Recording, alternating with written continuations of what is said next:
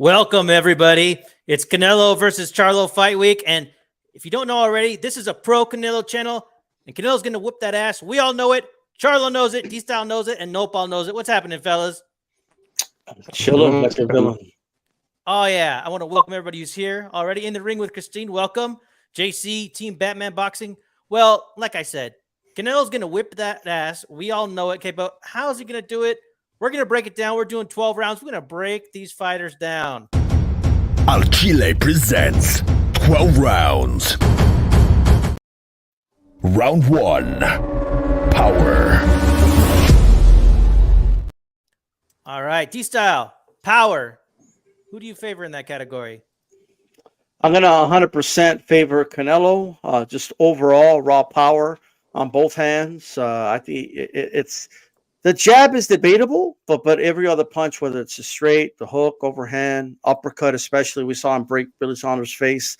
We've seen him knock guys out cold to get to kills, etc.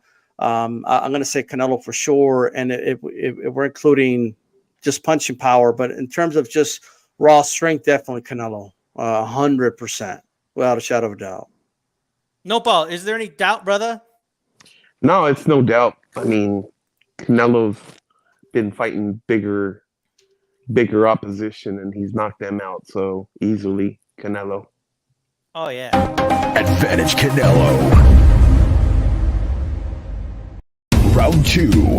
Speed. All right. Now, with this one, hey, some people might think, Charlo, you can make an argument either way. D-Style, when you look at speed, and we're including hand speed and foot speed, it's an overall category. Who do you give the advantage to in this? So, hand speed Canelo without it, for sure. Jermel's not that shabby, by the way. He's not slow, but hand speed definitely Canelo. Waist movement Canelo. Head movement Canelo. In fact, he moves his head way more than Charlo. We'll probably get to that if we get to defense, but just overall, I would say Canelo. However, Jermel does have the advantage with the feet. There's no doubt. Canelo's one of his Achilles heels is the foot speed. However, Canelo has really good fundamental footwork, right? He has really good footwork. He makes up with it with timing and how fundamental it is. But if we're doing the overall, right, the edge goes to Canelo for me. All right. Well, El Chido, what's happening, brother? He says that they're both flat-footed. What's up, Team Batman Boxing? We're doing 12 rounds. We're talking about the speed overall. D-Style thinks that Canelo has it overall, but hey, Jermel does a couple things, maybe a little bit faster. Nopal, speed. What do you think? You know what? I'm gonna give it to Charlo. He's like D-Style said, he's got faster feet, and I think Canelo does have the more hand speed, better hand speed, but he's been looking a little sluggish lately. You know, maybe it's because of his weight or whatever. He gained some weight, and but I'm going to give Charlo the advantage on speed. Well, D-Style, what you said gives me peace of mind, man. And I think it's close, but if I've been looking at the fights and like Nopal said, man, I looked at the most recent fight and yeah, maybe Canelo was a little hurt or something, right? Or I don't know what, but if I had to say speed-wise, and I'm just talking hand and foot speed, not really assessing anything else, I would give the advantage to Jermel Charlo, okay? So that's a win for Jermel Charlo.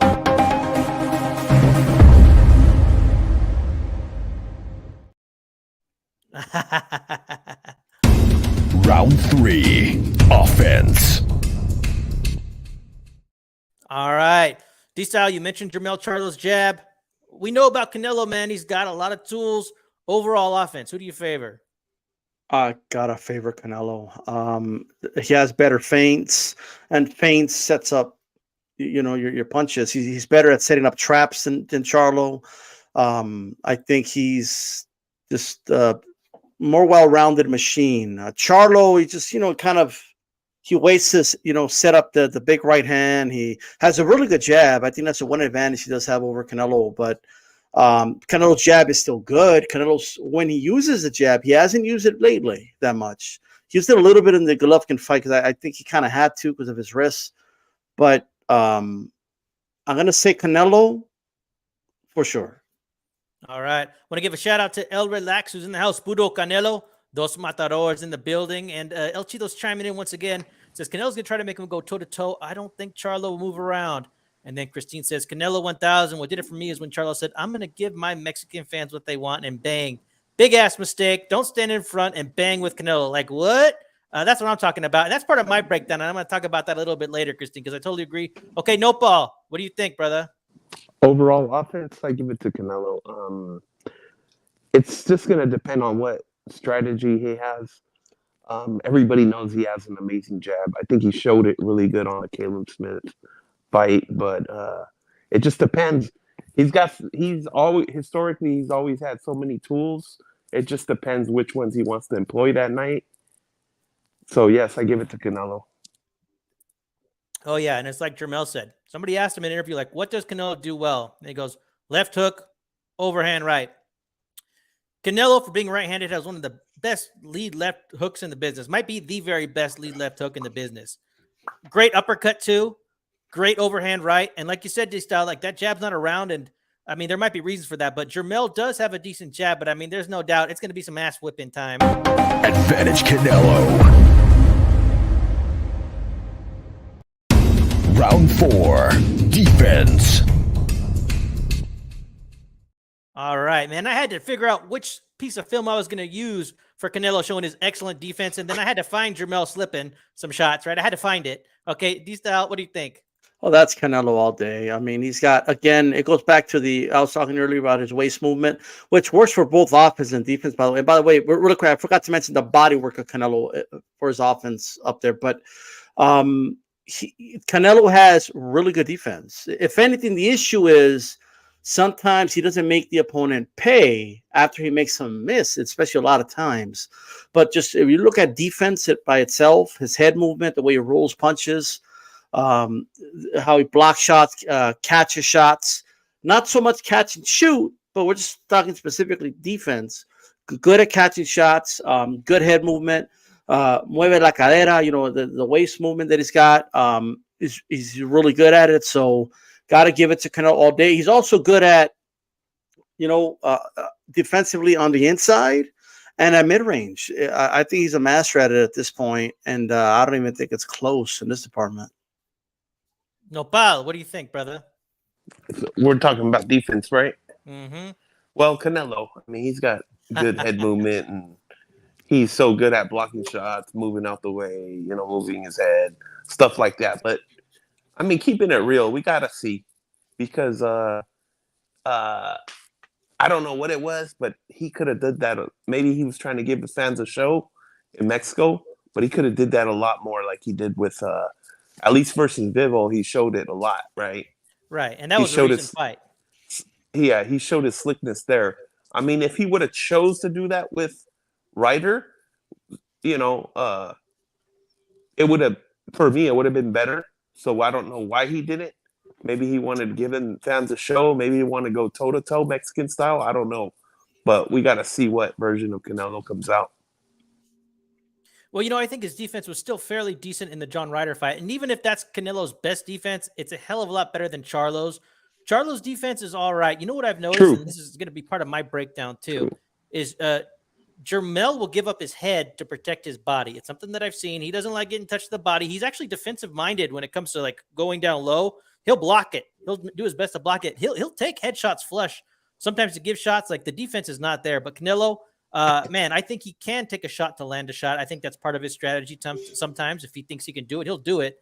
And like I said, it's just a matter of if he wants to employ it, but sometimes if it gets in a dogfight, then that defense can go out the window sometimes and it'll only utilize part of that sweet science, part of that defense. But I mean, this category is clear. Advantage Canelo. Round 5. Footwork. All right, now this could be another category where Jermel might sneak in and steal it. I don't know about that. What do you think, D-Style? I actually touched on it. Look, Canelo doesn't have the fastest feet. We know that, but he has very educated feet. Like he's very efficient with it, right? It works for him. So, but Jermel's footwork is not that bad. I know. Look, but Jermel's not. His footwork's not as good as plants. I'll tell you that right now. It's not as good as Bivol's. Right. So even if you give him the advantage, it's not as big. Like Canelo's dealt with guys with much bigger advantages with the footwork than Jermell. Yeah. But I'm going to slightly favor Jermell because of the speed in this one. But it's really close to me. This one is close. No ball. What do you think, man? So I'm gonna give it to Jermell, even though, you know, even when we saw the first Golovkin fight, we saw that Canelo has the ability to employ a different game plan when it has to do with footwork, but I don't think he has those feet anymore. That I think he's put on too much weight to be able to sustain that for that many rounds. Even in that fight, he was only able to do it for so long, tired him out or whatever. But I'm gonna give it to Charlo. Not by much, but I'm gonna give it to Charlo. I have to agree. I've watched some of Jermell Charlo's most recent fights, and keep in mind he is at a lower weight. Sometimes they say when you go up in weight, right, that you do slow down. He even said it in the All Access, like I don't feel as quick as I used to be, right? So that might affect him. He might not be as fast, but I mean, overall, I think he's got pretty good footwork.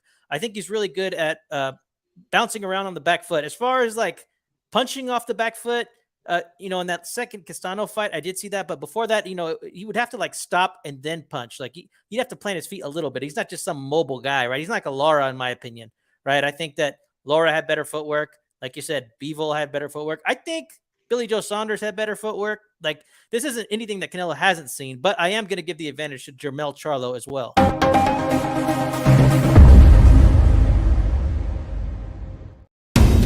Round 6, Ring IQ.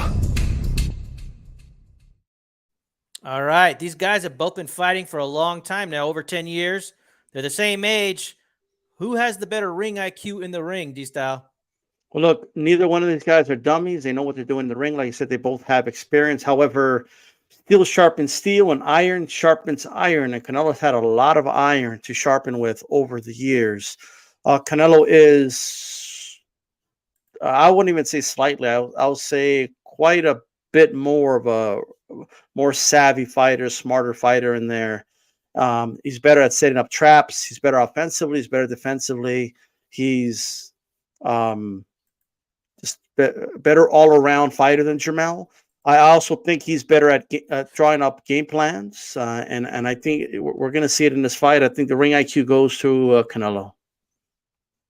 No ball. Who's got that ring IQ, baby? You already know it, man. Canelo at this point knows what to do in every situation. Whether he probably gets, if he gets hurt a little bit or something like that, he knows how to play it off smoothly. He knows what to do.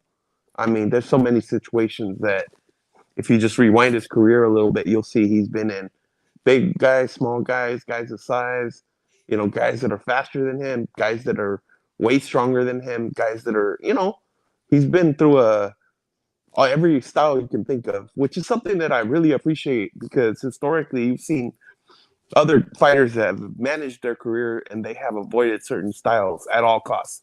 They didn't even fight that style one time. And there's fighters right now that do that type of stuff. Not Canelo. He did it all. So he's been in that situation where he knows how to win. Right. I mean, there's not one style that Canelo hasn't faced. Like he's got familiarity with it all. And the reason I showed Canelo breaking Billy Joe Saunders' face for the ring IQ is because the first thing he did after he broke his face was go right down to the body with a hook. Bam! He knew Billy Joe Saunders was going to come up. Like he's so composed. He knows the right things to do on offense. He knows what to anticipate on defense. He knows how to set traps. He actually sets traps. I think Jermell is really good at what he does, and I think he's got fundamentals, but I think he's more of like an instinctual fighter. I don't really think, oh, man, this guy's ring IQ's off the hook, like he's really setting him up for something. I think he just goes, right? Nothing wrong with that. I still think he's pound for pound, but if we're like, who's the thinker in there and who's going to make the adjustments, who's the one who hasn't really shown like his full arsenal yet? It's got to be Canelo. Advantage Canelo.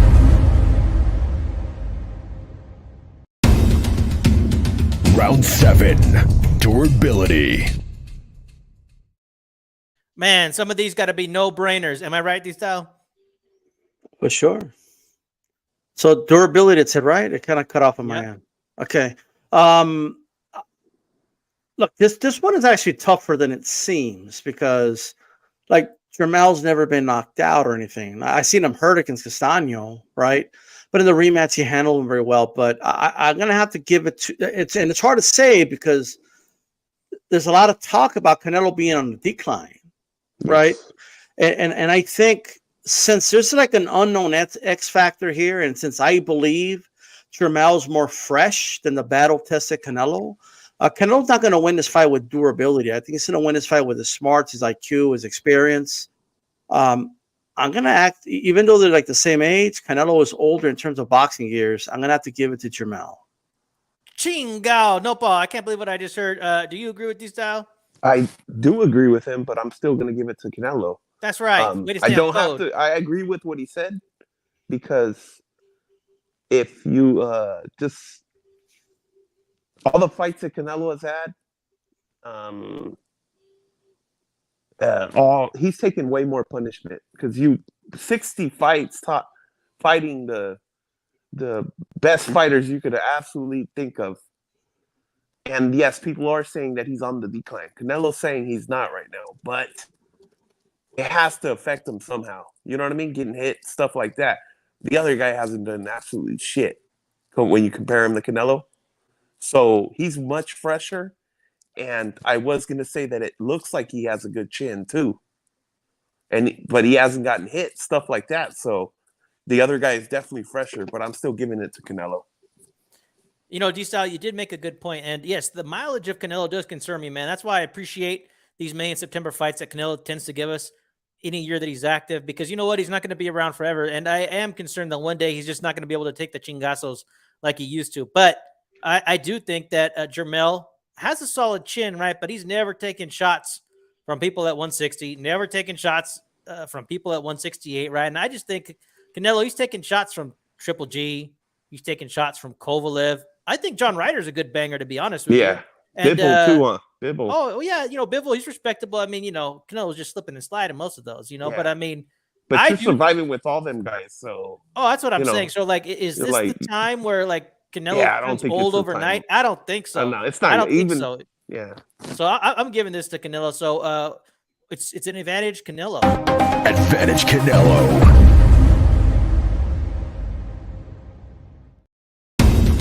Round 8, tenacity. This is another good category because you know what? Jermel likes to bang too, man. D-Style, what do you think? Man, this is actually one of the closest ones, but I'm gonna give it to Canelo for sure. He's gonna go. I just think he's like I said, he's more battle tested, and I think he's a very tenacious fighter. And while have you seen the movie Dark Knight Rises when Batman turns off the lights and Bane says, you think darkness is your ally. You simply adopted the dark. I was born in it, molded by it, while Canelo's Bane in the situation. You get what I mean? Like Charlo can show tenacity. Canelo is tenacious. And he is, and he could be quote unquote Mexican style if he needs to be. And we've seen him because he's been in those fights. Charlo's done it too, like against Castano, but no offense to Castano. There's levels to boxing. Castano's not at that level. You know what I mean? So it is what it is. No, Paul, what do you think, man? Who's got that grit, baby? Well, let me get the dictionary real quick. Now I'm just playing. I agree with what D-Style said. I'm going to just pass it on to you, bro. All right. Well, before that, I want to give a shout out to Dave from the 408-702. The Shoe Shine. Y'all need to check them out. I'm sure they're going to have a good show on Monday. And I'm sure even Drew Evo is going to pick Canelo for this one. In the ring with Christine says, don't bang with cinnamon, period. Well, I agree with that, man. And Jad will like, yeah, no, I totally agree. When you're talking about tenacity, like, you know, Canelo, and we're talking about a guy who's worth $250 million. He has everything that he wants in life. He's still got that grit, and it's impressive. It's very impressive. And I think Jermel still has it. Like, I think in his last fight, he needed to lean on that and he needed to trust it because he knew what he was going to go up against Castano in the rematch. And he still went for it, right? So it's admirable, right? But I mean, if I had to choose one of these two guys to be in a dogfight and who had the most tenacity, who had like the deeper heart, the more will, who had more will? I mean, there's no question. Advantage Canelo. Round 9. Experience. All right. This category kind of bleeds into other categories. You know what I mean? So experience, D-Style, what do you think? Canelo. No, Paul, you got anything to add, brother? Nah, man. I think we already even said it on Like, the other topics. like just to give the people something. I mean, it's self-explanatory, but look at the resume. Look at who he's fought. I can name you multiple fighters that you could say are better than Jamel that Canelo's fought. Jamel's never fought anybody anywhere near as good as Canelo. Like, it's miles apart. Canelo was fighting for world titles when Jamel was still fighting 4-rounders. Okay, the guy was basically in diapers when Canelo was already driving a car. In terms of we compared life to boxing.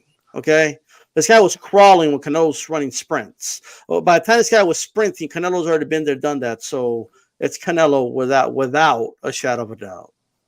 Yeah, and there's chapters to his career. You know what I mean? It's debatable if they've even reached the 154 part of his if this career. was a round, if this is a fight, it would end by stoppage in this round. Like, you know what I mean? I'm just saying. No, you're right. I think about this and I think to myself, like, well, okay, well, Jamel, everybody gives him credit for his belts and he's undisputed. And, Jamel, he's the guy who cleaned out his division, right? Well, he didn't fight Costa Zoo, but that's another story. I don't want to get D-Style started on that, right? Tim Zoo, thank you. But still, I don't want to get D-Style started, right? So, yeah, no, to me, it's absolutely clear who has more experience. I mean, I think that you could give Canelo credit for what he was doing even before the Trout fight. I thought the Mosley win was good. This guy's been fighting notable people for a very long time now. And, I mean, it's just no question. I mean, it's obvious to me. Advantage Canelo. Round 10. Ring generalship. All right, D-Style, please tell us who you have for this category. And also, really quickly, I know you can sum it up in like 1 or 2 sentences. Like, what do you consider to be ring generalship? Ring generalship is the guy that is controlling the fight and making the fight what he wants it to be. That's what the ring general is. Like, if he wants to pursue his opponent, that's the type of fight it is. And he's having success with it. Like, you can't just do what you want. You have to have success with it, right? That's what ring generalship is to me. And to me, the ring general in that ring is it's going to be Canelo, and I think he has the advantage here with that. It's kind of tied with his experience. I think Canelo's going to control the rounds in this fight, and I think he also shows it more in most of his fights. Like, Jermell was not the ring general, quote unquote, when he was fighting damn, what's his name? The dude Tim Zoo knocked out. Harrison, right? Harrison beat him the first time because Jermell couldn't control the fight, right? Now, in fairness, it happened that Canelo was not the ring general against Bivol. That's why he lost that fight. All right. This happened to Canelo too, a much bigger fighter in a higher weight class, etc. But even in the rematch with Harrison, he wasn't controlling the fight. He was losing the rounds, but then he caught Harrison with a good shot and knocked him out. Which, now, to his credit, hey, he won the fight. Like, at the end of the day, he got the job done, and a W is a W, right? But Canelo, even like, let's say the Khan fight, he was, even though a lot of people were, quote unquote, giving the rounds to Khan, you could see the tide turning in that fight, right? He was working the body. He was kind of imposing his will on Khan at some point midway through that fight, and eventually knocked him out. Canelo's been there with some great fighters, and I'm sure has learned from all of them, from Floyd Mayweather to Austin Trout to Gennady Golovkin, you name it. He is. It's not as bad as experience, but it's halfway there as bad. I think Canelo has the advantage here. All right, Nopal, what do you think, man? Who's gonna dictate what they want to do in the ring the most? Who's gonna be the ring general in there? Canelo, absolutely, man. He knows what he's got to do, and he's fought every single style. So yes, Canelo's going to be the ring general. Yeah, and Canelo, to my knowledge, has only had one rematch. I actually, you know what? I think before he came to the States, I think he did have one rematch, right? But besides that, Canelo in that second Triple G fight, he made the adjustment to go on the front foot, right? Desai, you want to add something, brother? Well, I was going to say an example of, again, ring generalship is what he did against Billy Joe Saunders. Early in that fight, if you watch that fight, round one, to everybody's surprise, Canelo's moving back, right? Well, at least it appears he is. But what he's doing, he's circling the ring. And before you know it, both guys are circling the ring. So no one's really the aggressor. But he has Billy Joe where he wants him at mid-range, right? 24-foot ring, by the way. Yeah, like just try to picture like a guy, pulling the strings in a fight and making the other fighter do what you want him to do, yeah. Right? And because it's your fight, you're controlling it, right? It's no different than controlling a conversation, controlling anything in life. That's what Canelo does very well and much better than Charlo, who's more of an instinctual fighter, like you mentioned earlier. Absolutely. And to me, it's also part about like who has the ability to impose their will. And I think that if Canelo wants to go on the front foot, well, he's going to go on the front foot, and there's nothing Jermell Charlo could do about it, right? He's got. Well, you can't stop him. No, he's got the chin, and he's got the power, and he can keep marching forward. He's going to command the center of the ring how he wants to. It's up to him, just like he did against Caleb Plant. So to me, I think this is pretty obvious. Advantage Canelo. Round 11, corner. All right, now this could be another good category. A lot of people are high on Derek James. Maybe not so much after the Crawford fight, and maybe not so much after the Frank Martin fight, but still, people are high on Derek James, trainer of the year, and the Reynosos. Well, you know about the Reynosos. D-Style, what do you think? I'm going to give it to Reynoso. Derek is not a bad trainer. I know he gets a lot of flack, and bro, like his fighter had to fight Crawford. You know what I mean? Like it is what it is. Anthony Joshua was a mess before he got him. Like, you know what I mean? So he a trainer can only do so much. And I think Calix has said this before. Shout out to him. Trainers get too much credit when a fighter wins. They get too much critique when a fighter loses, right? I think the truth is somewhere in the middle. I'm going to say I edge it to Reynoso, but it's close to me. Want to give a shout out to Art Man, the greatest is in the house. And the second half of HCP is in the house. Calix Boxing, man. Enjoy fight week, dude. I can't wait to see what you and D-Style have cooked up, bro. And he's got Canelo by decision, right? And then Cheeto here thinks that, he thinks that Jermel's going to get frustrated. Nopal, what do you think, man? I'm gonna give him a tie, man. I think they're both good, and thing with Canelo and Reynoso is they just have amazing chemistry. They're probably like brothers or something, like siblings, and they've had a lot of success together. And the thing about that is, I think that a lot of these guys just just have too many fighters, so it's hard to focus on one. And so I'm gonna just give it a tie, man. I'm not taking anything away from either one, Sure, Reynoso's probably gotten further, but as far as who's better or whatever, I'm gonna give them a tie. Hey, man, that's fair.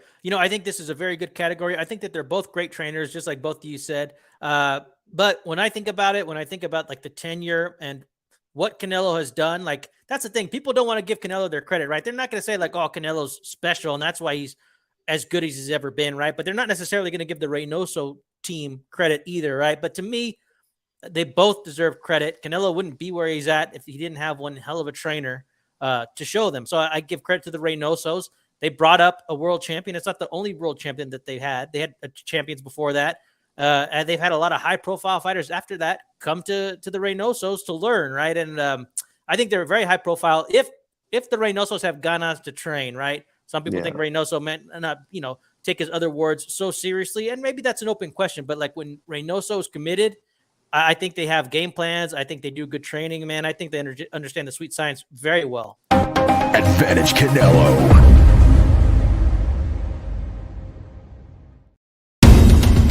Round 12, intangibles.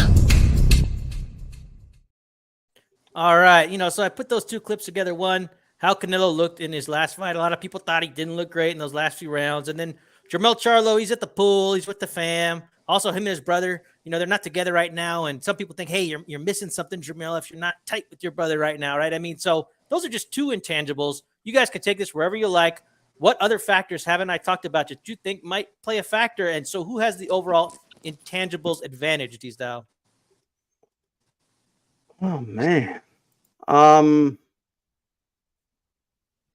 going to have to say Canelo overall. I'll go with Canelo. Hard to say, though. All right. Nopal, intangibles. What do you think, man? I think Canelo, of course, he's got a lot of things, man. And it's funny. Recently, I was on Facebook and saw this video. They're interviewing Reynoso, I believe, and there were. He was just flat out telling them, I didn't really have too much faith in Canelo when we first started training him. I thought he was gonna, bruise easily because he's really light skinned, stuff like that. I didn't think he'd, we'd take it anywhere. But he's like, my dad's the one that told me, this guy's gonna be something special. And he said, little by little, I started seeing what my dad was seeing. And he also said that they were always the smallest fighters, even when they were trying to fight at welter. They were like, I don't think Canelo's gonna go very far because he's just weights. He's like, he's smaller than all of them. And then they were like, hey, he was beating all their asses and shit. So, he proved them wrong, I will say this. So like the aura that Canelo used to have, right? It's not there anymore. Like it was kind of, even in his run at Undisputed, I remember people pointing out he's slowing down. He like you know what I mean. And then he lost to Bivol. He didn't look that great. I thought he looked okay, but a lot of people feel anyway he didn't look that great against Gennady Golovkin. Jermell like kind of was sitting ringside saying, I could beat this guy, and he wanted this fight, right? Yeah.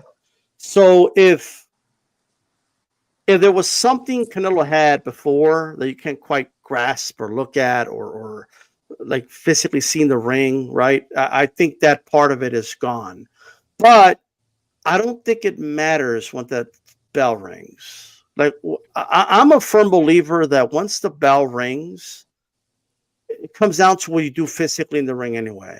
It's how I feel. You know what I mean? But they both have, intangibles. They both have like it is what it is. I mean, one guy's full of hope, think, yeah, I just think it's not going to be a big factor in the fight, personally, in my opinion. All right. Nopal, Jermell, he might be sleeping with that beautiful wife of his. You know what they say, it weakens the legs. Christine, I don't know if you what you advise. I'd love to know what you think off the cuff. If trainers, I mean, do you believe in that? She don't want to talk about Olympians? that. She's a trainer, man. What, you can't talk about this?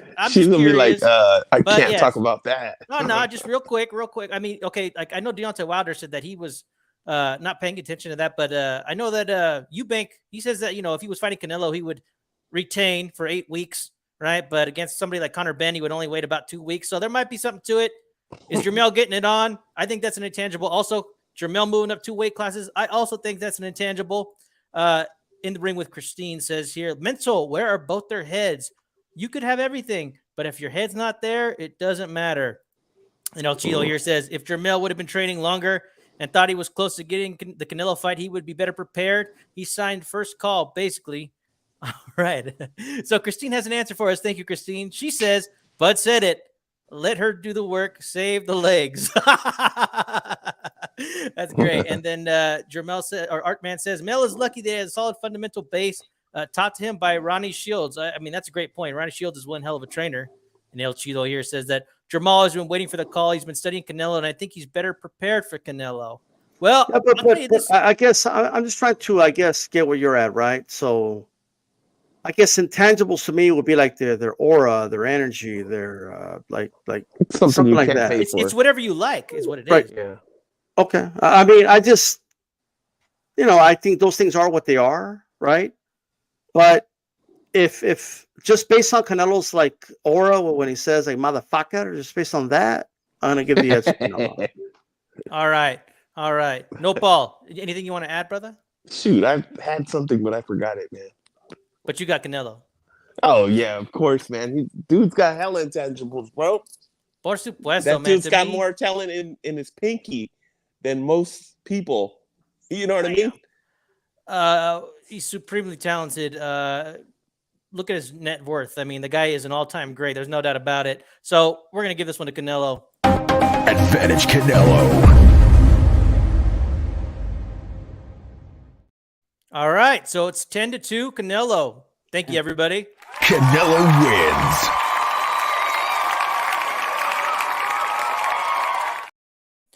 Man, that was great. So, I mean, we didn't talk about mileage because although we did talk about it, right? But the two categories in which Charlo had the advantage, and it's just a subjective vote, 2 out of 3, right? We swung speed and footwork to Jermell, and some of the other categories were close, right? So this is a good fight, and I do think this is a damn good fight. We're going to get right into it, man.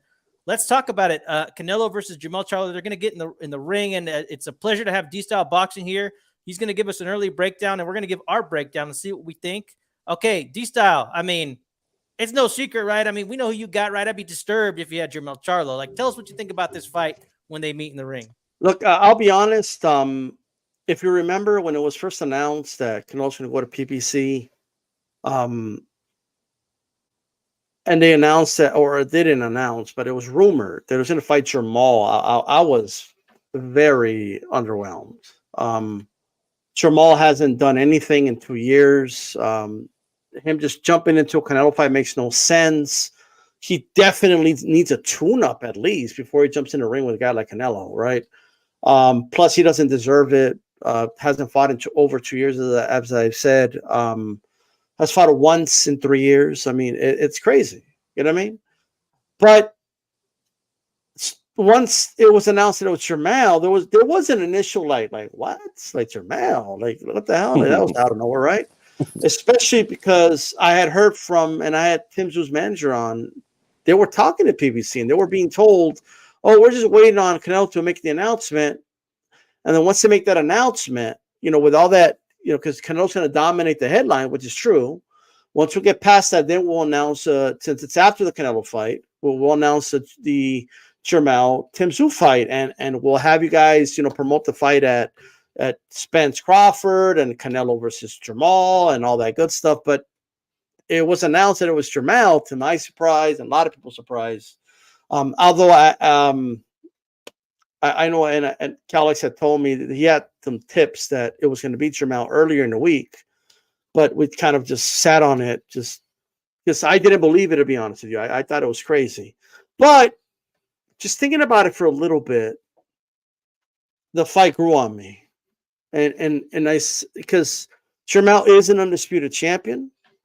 Jermell has been a real champion, right? He has in fact fought everybody in his weight class, except for Tim Tszyu. But nonetheless, I mean, at some point, guys move up, and he has behaved like a champion. And I've always been very complimentary of Jermell. And if he wants to move up and challenge himself and dare to be great, I have nothing against that. I applaud that, right? And that's what makes him dangerous in his fight. Jermell Charlo has nothing to lose and everything to gain, and that's a dangerous fighter. And when he says he's going to beat Canelo, I don't agree with him. I don't think he is going to beat him, but I believe that he believes it, and that is a very dangerous fighter. I think he's coming to win. And that's what you want. You want a guy that's coming to win. You don't want a guy that's going in there just for a paycheck. Now he's going to get a check, right? There's no doubt that money plays a big factor. It is prize fighting. But Jermell Charlo is a very live fighter here. He's a dangerous fighter. And I just wanted to start off by saying that. I think Canelo's going to win this fight. I'll say that. I think the body work's going to be the difference. And I've been saying this for a while, but I think it's going to stop him. I think it's going to stop him late. But even if he doesn't stop him, it'll go the distance. And I think Canelo wins comfortably. That's what I believe is going to happen. I think you're muted. All right. Thanks very much, D-Style. Nopal, how do you see this fight playing out, man? I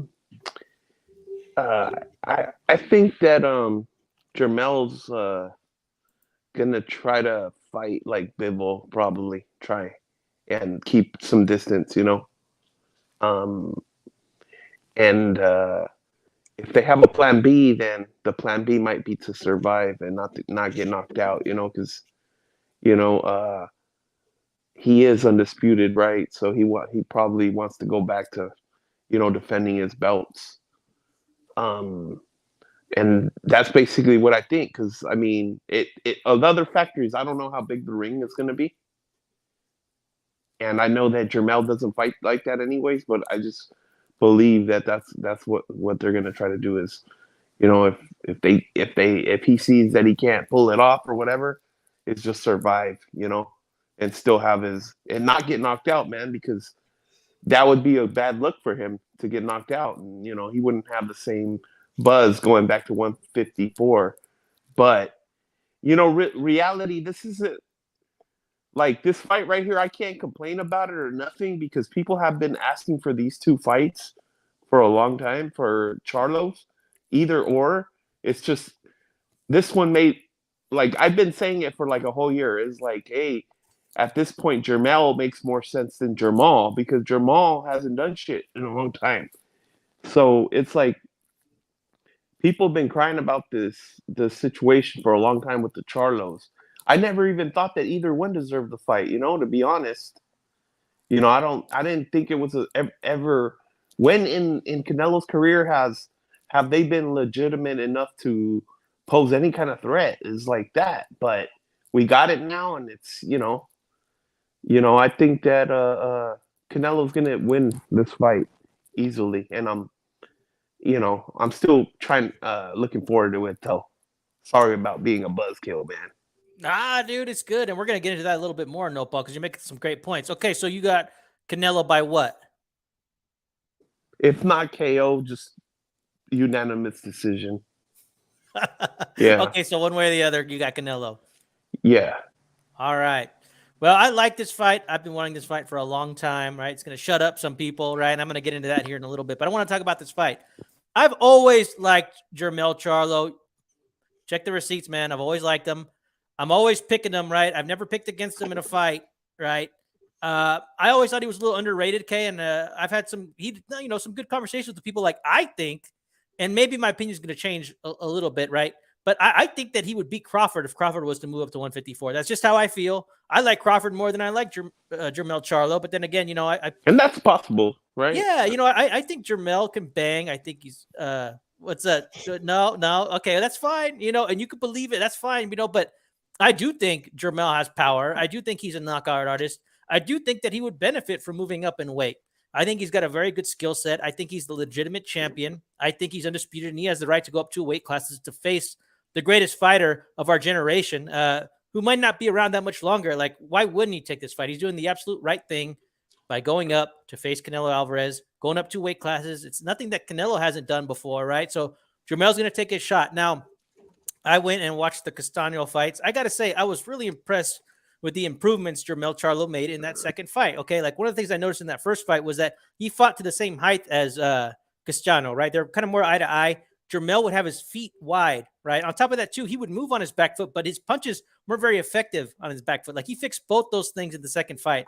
On top of that, he stood his ground some more. But the thing is, in the second fight, he had the familiarity going in. He's not going to have the opportunity to check out Canelo and then formulate a game plan the next time you see him.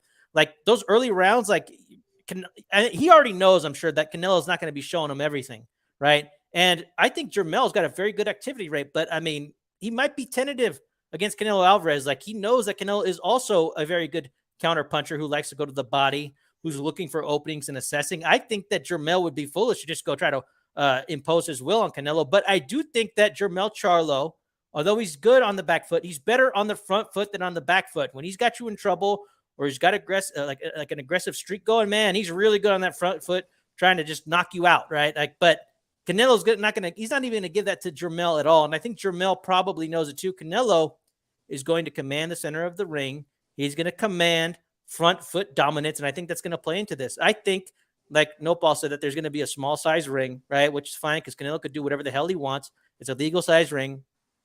And I don't think it would matter that much anyways, because it's not like Jermell Charlo's Erislandy Lara, and he's just gonna pop and move, pop and move. That's not what he does. Like, he can do that, but he likes to set up. Also, he gets in firefights all the time. Like, sometimes he tries to fight his way out of situations, phone booth moments, right? And geez, that could happen early in the fight because Canelo's going to go for it. And I think Jermell, like, unless he's just going to start running around, but that's not his style. It's not his style. I think I think that's going to be his plan B, though, man, because I know he don't want to get his ass knocked out. Well, I mean, we'll see. I mean, that remains to be seen. But, like, I think that the pressure might get to him over time. The shots are going to get to him over time. He's not going to know if he's even going to be able to take Canelo's shots. Like, he's going to be tentative. And I think he's going to feel that power. Also, he's never been hit like this before, ever in his career. I mean, it just goes without saying that he's never been hit like this to the body. Jermell, if you watch his fights, man, he's always cognizant of people hitting his body, but he's not really been tried there. He's kind of got like this guard where he's kind of like, he's down here. You know, his hands aren't really up. You know, he's kind of got like this, he keeps a little distance, you know, and I think that Canelo's going to expose that because, I mean, he's going to get hit with an overhand right. I think that, and it's like John Ryder said, you know, Canelo's going to be very tick-tocky when he comes in. Eventually, Canelo's going to be able to land on him. I think this is actually going to be one hell of a fight with flurries. Yep. And I think that's going to lead to this fight getting interesting. Now, don't get me wrong. If Jermell can take this into the late rounds, I think it'll get interesting, okay? I think that maybe Canelo could gas, but I don't think that's going to be an issue. I see an early stoppage. I'm thinking 6th to 7th round knockout. That's my prediction. Canelo Alvarez by knockout, probably before the start of the 8th round. He is overdue a spectacular performance. He hasn't had one since. He's saying that Joe that he's been hurt all the time. So right now he's saying he's training at 100%. Well, last time he said that too, though, versus Triple G, and you know. But he had the surgery after Triple G. Okay, well, he was saying it with Ryder. But you're right. Right? He did say that. Maybe, you know what? Maybe he was 100% already. So, you know, he's kind of, that's where kind of I'm like watching him now, like, okay, you have the ability to lie to us a little bit. You know what I mean?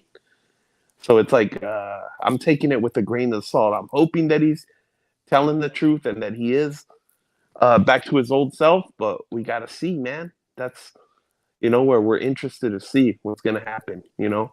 You are, man. You know, I get it. And I'll tell you this, dude, this fight has buzz, okay? And it's like Floyd Mayweather says, you know, you get your biggest fights when you put the Mexican and the black fighter together, and nobody has a better resume of black fighters than Canelo Alvarez, okay? He's been taking care of business. It's not even close. Since his early 20s, Canelo has been fighting the very best fighters in every division, right? But some people say that, like, Jermell and Jermall, like, were avoided, right? But let's just take a look here. I mean, you know, this is like just some top quality people. Like I said, I think Mosley, that's a good win for Canelo at that age. He was just coming off the Pacquiao loss, right? He beat Lara, right? Everybody wanted him to face Lara. Jacobs, he was higher ranked than Jermall Charlo, who was a reigning champion. He unified with Danny Jacobs back when Danny Jacobs was Danny Jacobs. The Trout fight was good. And, hey, we all wanted him to face Mayweather. You know, he lost, but you got to give him credit for the effort. D-Style, what are your thoughts on Canelo having just the rivalry in general and this idea that, you know, he hasn't really fought black fighters. He's avoiding them, like when it actually is a very good rivalry and we should be celebrating this rivalry. What are your thoughts on this? So, like, everything is circumstantial. So first of all, the Charlos, around the time Canelo was like fighting Lara, the Charlos weren't even the best fighters in their gym. Lara was the best one in the gym. And if you talk to anybody that was in those the gyms at the time, they would tell you Lara was whooping on the young Charlos at the time, right? So that's number one. And he did fight Lara, and I think he won that fight. Although if somebody wants to feel that Lara won, whatever, okay, but nonetheless he fought him. That's what's important here, that he fought the guy, right? He fought Kirkland at the time where Kirkland was, you know, like running hot a little bit. Trout was an undefeated fighter, really good fighter, actually. He fought Floyd Mayweather. You could say what you want, but Mayweather was the universally recognized #1 pound for pound fighter in the world. And Canelo was 23 years old.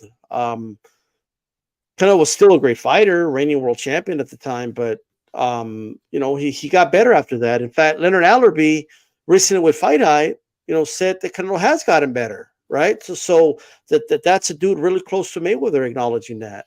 It's just that when Canelo's in your good graces, it's time to tell the truth. When he's not, it's time to bash him, right?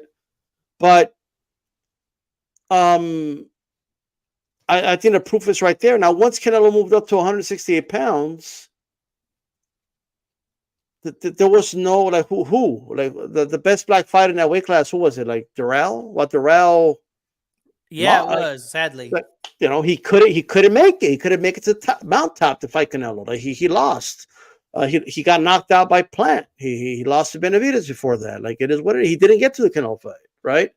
175. Who's the best black fighter? Brown? Yardy, Like maybe? Brown, Marcus Brown. Okay. But Yeah. he got destroyed by the Russian. The Russian annihilated him. It is what it is. Couldn't stay on top, right? It is what it is, right? Yard got beat. It is what it is, like there's just even the Mexican thing. Oh, he's not fighting Mexican. The only one there is Benavidez. Who else is there? It's not full of Mexican fighters like in these weight classes, right?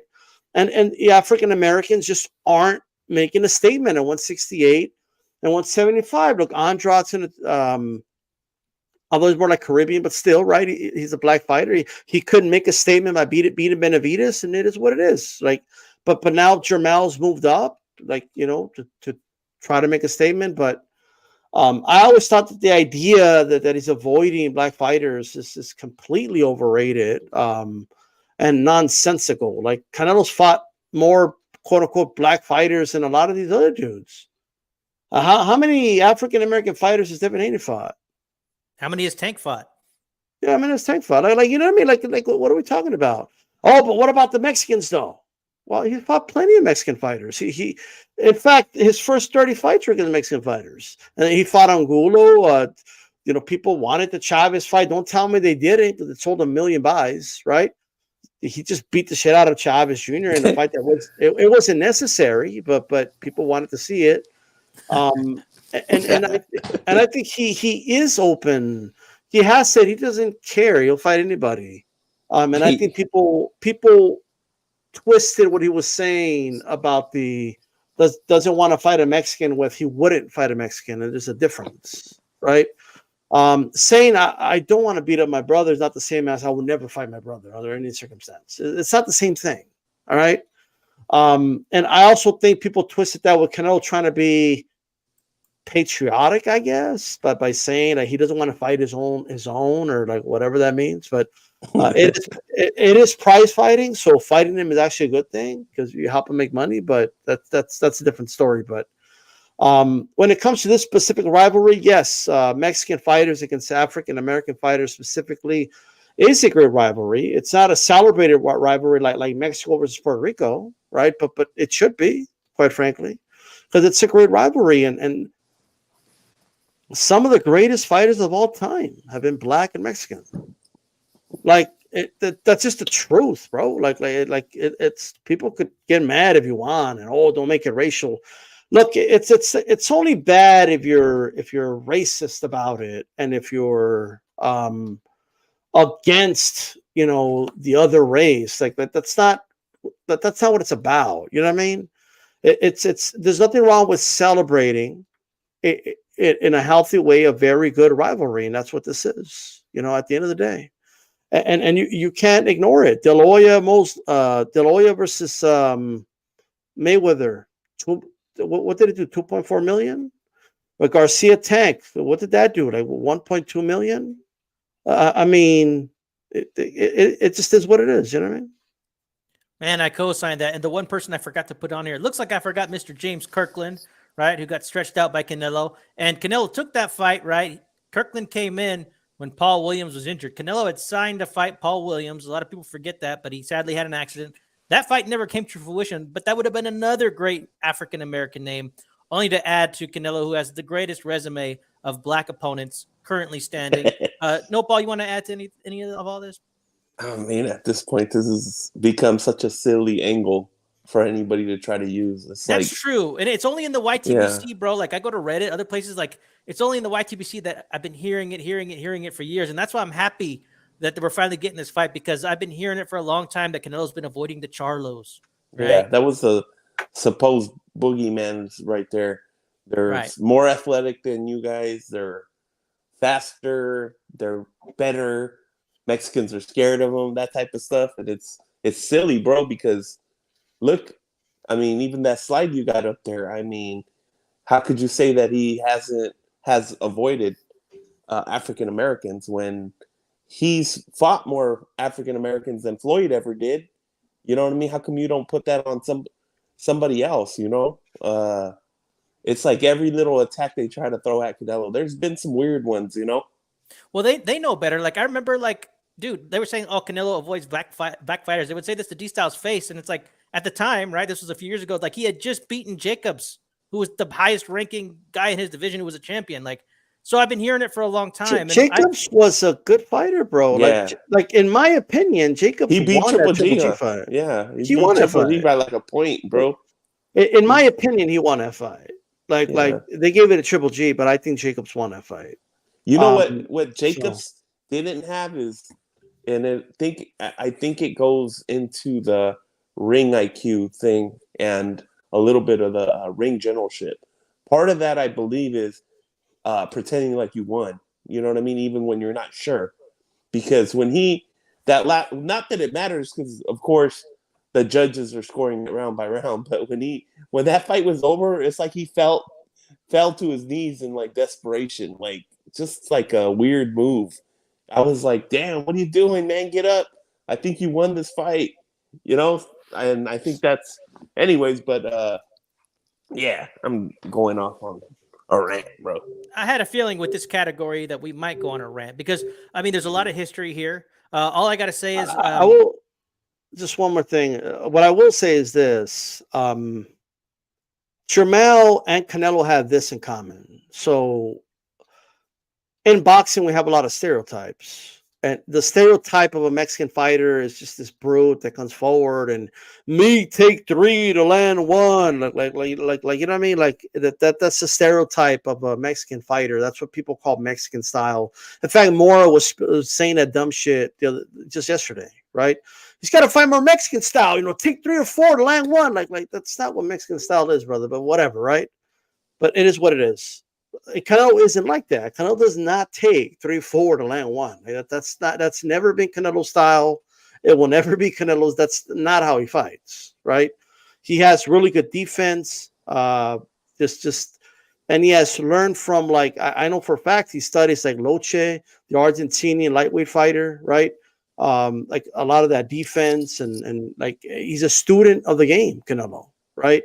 And has picked up from different styles. People think like, oh, he fought Floyd and he learned how to do defense. He was doing defense against Trout. Just go watch that fight, using his head movement and everything, right? Yeah, I'm not saying he didn't learn. Look, from his own mouth, he learned from the Mayweather fight. You have to learn from their losses, right? But what I'm saying is he's been a student of the game for so long. And then Jermell is another guy, right? That he breaks that. What's the stereotype that we hear a lot of, like, just like the Mexican fighter, the stereotype, they're brutes that come forward, me, take 3 to land 1. Well, the stereotype of an African American fighter is that they're negative and boring and they just run all night.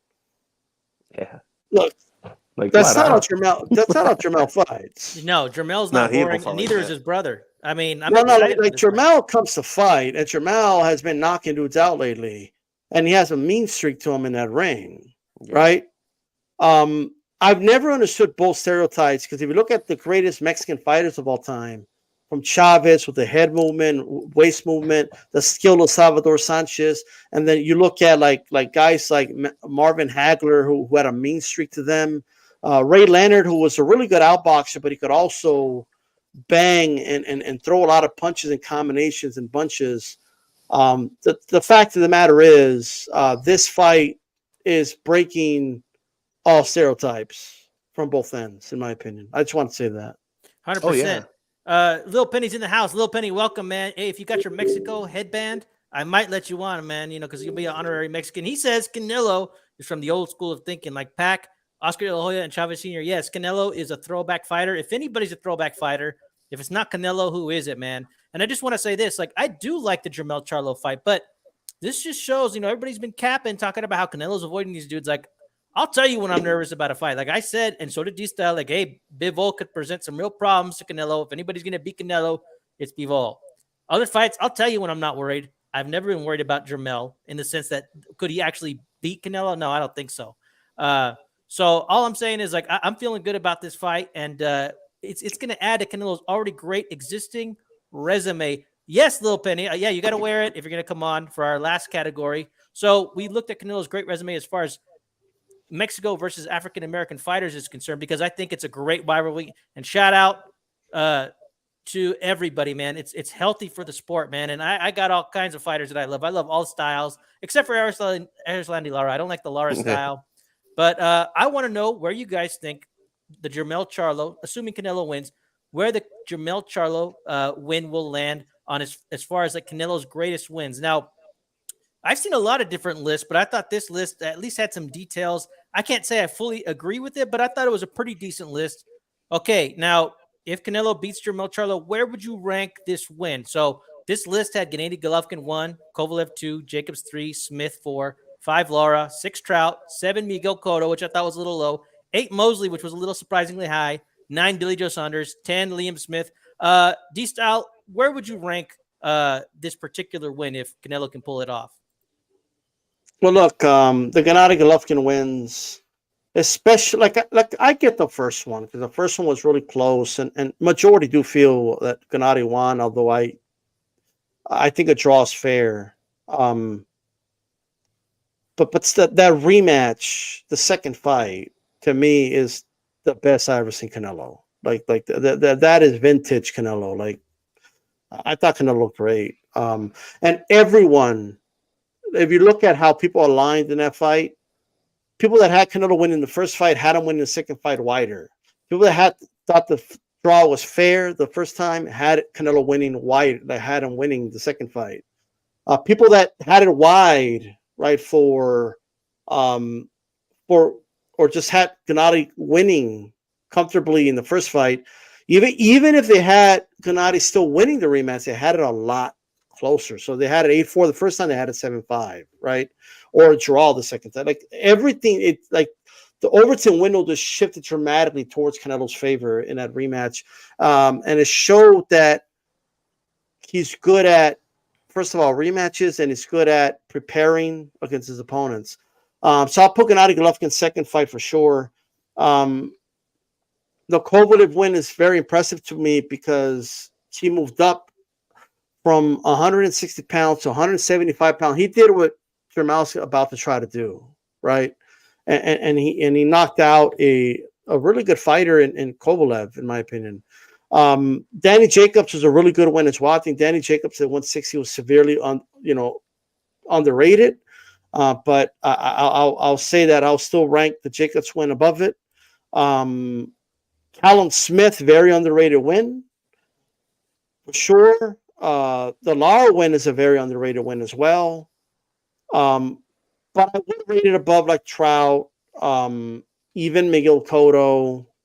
I'll rate it above that. I'll definitely rate it above. I don't know why Mosley's so high in this list, but yeah. But to me, it is around like the Billy Joe. It's like tied with Billy Joe Saunders, in my opinion.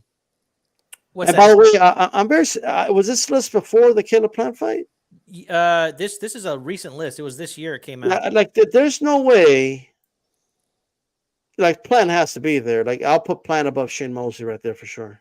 Without a doubt, I'll put it. I think the Billy Joe Saunders win is better, but come on, bro. Like you're telling me Liam Smith is more impressive win than Caleb Plant? Totally. Like I saw this list, and it was the best list that I thought had the most thought into it. And you know what?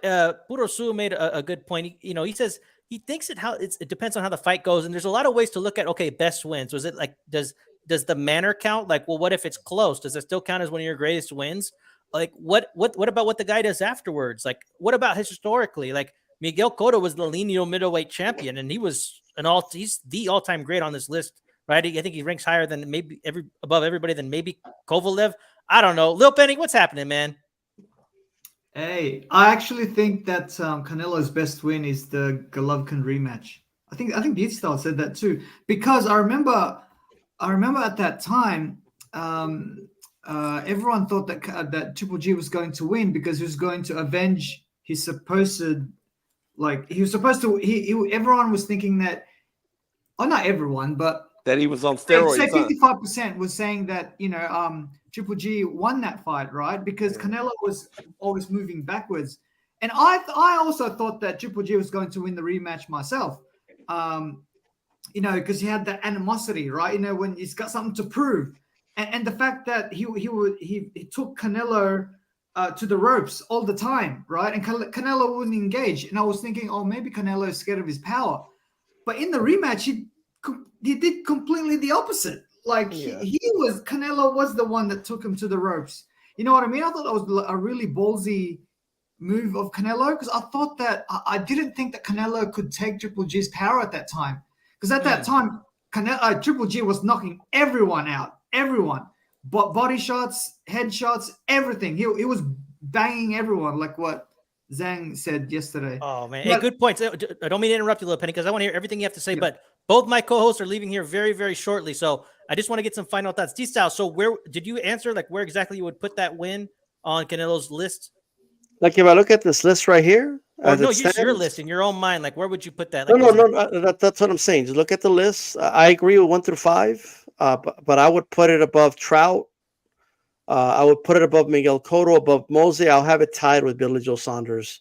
But about those, 6, 7, and 8, I would put Caleb Plant above that, in my opinion, because of the significance of it. Because Plant was undefeated. Miguel Cotto's been defeated before by this time. Trout was a good win, but I mean, I think, I just think Plant was around the same level of fighter, but a bigger guy. And then I think Mosley, while it was a good win at the time for Canelo, it was a fade in Mosley, but it was still a good win for a very young 21-year-old Canelo. But that's where I would put it. Hey, by the way, you guys could catch me tomorrow. It's going to be 5 p.m. Mountain Time. That's 6 Central, 7 p.m. Eastern Time on In the Ring with Christine. Okay, and also in the morning on Calix Boxing. Make sure you catches there on ATPX. A lot of Canelo coverage this week, and going to do projections on Wednesday. So at the roundtable on rings on my channel as well to cover this fight. It should be a great week, man, and I'm looking forward to this fight. And the closer we get to the fight, the better. You know what I mean? But catch us there tomorrow, and I'm out of here, guys. Peace. Hell yeah. Thanks very much, D-Style. It's fight week, baby. Looking forward to all that coverage. In the Ring with Christine says that the Trout fight didn't move her. No, Paul, I know you got to go here in a second. And then, Lil Penny and I are just going to wrap, man. And we're going to talk to you a little bit and close out the show that way. No, Paul, where would you rank this Jermell Charlo win? Ah, man. You got some really flashy names on this list, man. It's hard to say. Right. And I don't even really agree with this list, like I said. Yeah. But go ahead, man. Give us your thoughts. Man, I can't. And we don't even know if Canelo's going to win. So we got to see, really. You know what I mean? If he wins, no, Paul. If he wins. I mean, I put him somewhere by Billy Joe Saunders. And I don't agree with this order necessarily. For me, I think that the Floyd loss was really important for his career, and I think the draw with Gennady Golovkin was extremely important too. I wanted to mention that, as Penny was saying that, a lot of people thought that he was going to lose the rematch, and also a lot of people thought he was on steroids. So can you just put yourself in that situation? Like if you ever know anybody that used steroids before, as soon as they stopped doing them, they lost not only a physical edge, but they lose a mental edge. Paul, that's the reason why Triple G got a higher, not a higher, but he had a higher percentage in the first fight because of that tainted meat saga at that time. Remember? Yeah, exactly. And they made a big old fuss about it. So that's a in big Mexico. reason. Yeah, that's a big reason why I never even thought that he was on steroids, especially after the rematches. Like, bro, you're gonna tell me that you did better according to what people say, though, you did just as good in the rematch. You know what I mean? Better, and you're not on steroids no more. So it's like I don't think he was ever on it. Plus that the hair test, all that. But that was a big thing, man. All right. So you think it's a top 10 win then, huh? Nopal? Yes. Top 10, but not top 5. Top. What, man? He's giving us so many damn fights, bro. It's hard to say. You know what I mean? We'll have to see the fight first. My thing is like, how do you want to look at it? Because Bruce made a good point. It's like, well, what categories are you looking at? Like, if you're talking about if you're asking me, okay, like I would factor in multiple weight division champions. Like Billy Joe Saunders, he was a 160-pound champ too, right? I mean, so he was a 2-division champion. Okay, but I mean, what's like what if Canelo beats Jamal? Is that better than him beating Jermell because Jamal was a 2-division champion, right? So it's like, well, how do you look at things, right? Go ahead. This would be a good question to ask Canelo, where he rates his top wins, and that'd be funny, huh? If he said, "Well, I don't even remember most of their names." Oh yeah, dude, okay. I think the first 3 are solid: Golovkin, Kovalev, Jacobs. I think I would agree with that. I would have like Miguel Cotto personally no lower than like 6. So they have him at 7, so we're not too far off. But I mean, and Trout did beat Cotto. Right, I mean, so it's a little tricky, and it was a good win at the time. What do you got for this, little Penny? I think Lara is probably number 4. I remember like even Oscar De La Hoya advising Canelo at that time not to fight Lara. It's like asking Pacquiao to fight what's his name, Juan Manuel Marquez. It's not good for your style. But Canelo did it anyway because everyone was asking him. Because Lara and Canelo were the best at 154 at the time, and the fans wanted to know who is the best, who is the lineal champ at 154. So Canelo then fought Lara to let everyone know, okay, and Canelo was pretty young at that time. Wasn't his fight before the Mayweather, or was it after? I can't remember. Which one? The Lara fight. Lara was after. After, yeah. See, the thing that was before, right? Oh, was it before? No, the Lara fight for me is because Lara. He went Trout, Mayweather, and Gulo, Lara. Yeah, I was actually this headband was from the Mayweather Canelo fight, by the way. But I would definitely have Lara at number 4, if not number 3, because Lara was still in his prime, and it was a bad matchup for Canelo. Guys like who punches like Canelo, Chavez, De La Hoya, Pacquiao, if they fight counter punches, it's not good. Like when De La Hoya fought Mayweather and Pernell Whitaker, it was hard for them. Same with Pacquiao, with Marquez and Bradley. Same with Canelo and Mayweather and Lara. They don't do very well. But the fact that, to me, I actually thought that Canelo won that fight. He just did enough. It was very close. It could have gone either way, right? I would have said. It depends who the judges, right? It depends who you ask on that one. Although it's because he was the aggressor.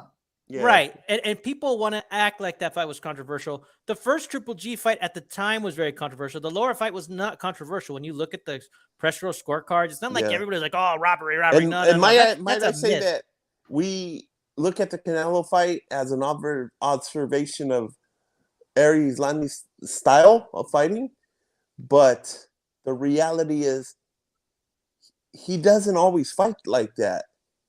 When he fought Angulo, he didn't fight that way. He didn't fight. I don't even think he fought Paul Williams. Did he fight Paul Williams? Or wait, what I'm saying is Islami Lara doesn't that style of the way that he employed it with Canelo. He doesn't always fight people like that. I think that's probably like the only time he fought exactly that way, on the back foot so much. You know what I mean? Takes much more. Because he's scared of Canelo's power. I know, but anytime you switch your style like that drastically for another fighter, it's like the judges look at that too. They're like, well, what's going on here? They're annoyed with your ass. No, Paul, if you're going to be like a back foot fighter in I can't remember if this fight was in Las Vegas, but if you fight like that in Las Vegas, the judges won't give you the decision. That's the reason why they didn't get. That's why Canelo didn't get it either with Golovkin. People were like, "Hey, you lost most of that fight." I mean, it just depends how you score it. But I think if it's in New York, right? I think the judges there are willing to like give the counter puncher some of the those rounds where it's really Yeah. close. But in Las Vegas, they usually just give it to the aggressor always. Well, that's the name of the game.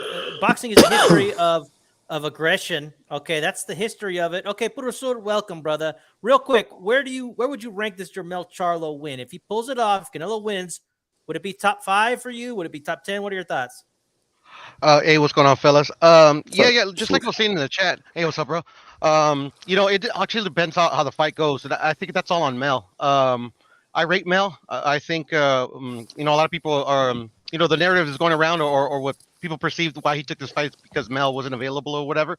I actually think Canelo chose him because he felt he was the most worthy. He earned most of the belts, on this undisputed run. So at the end of the day, I mean, even though the weight classes difference there, I think that's why he picked him. And at the end of the day, yeah, I just it all depends on how the fight goes. I pick Canelo because I just think for the obvious reasons, the weight classes and the inactivity. I just think he's the better boxer. So I think if Jermell puts on a good performance in a losing effort, but I mean, it shows it shows everybody everything what Canelo could do, and like people can clearly see what the difference was in this fight. Then yeah, I think you could probably rank it in the top 10. Also, Jamal, what's his name?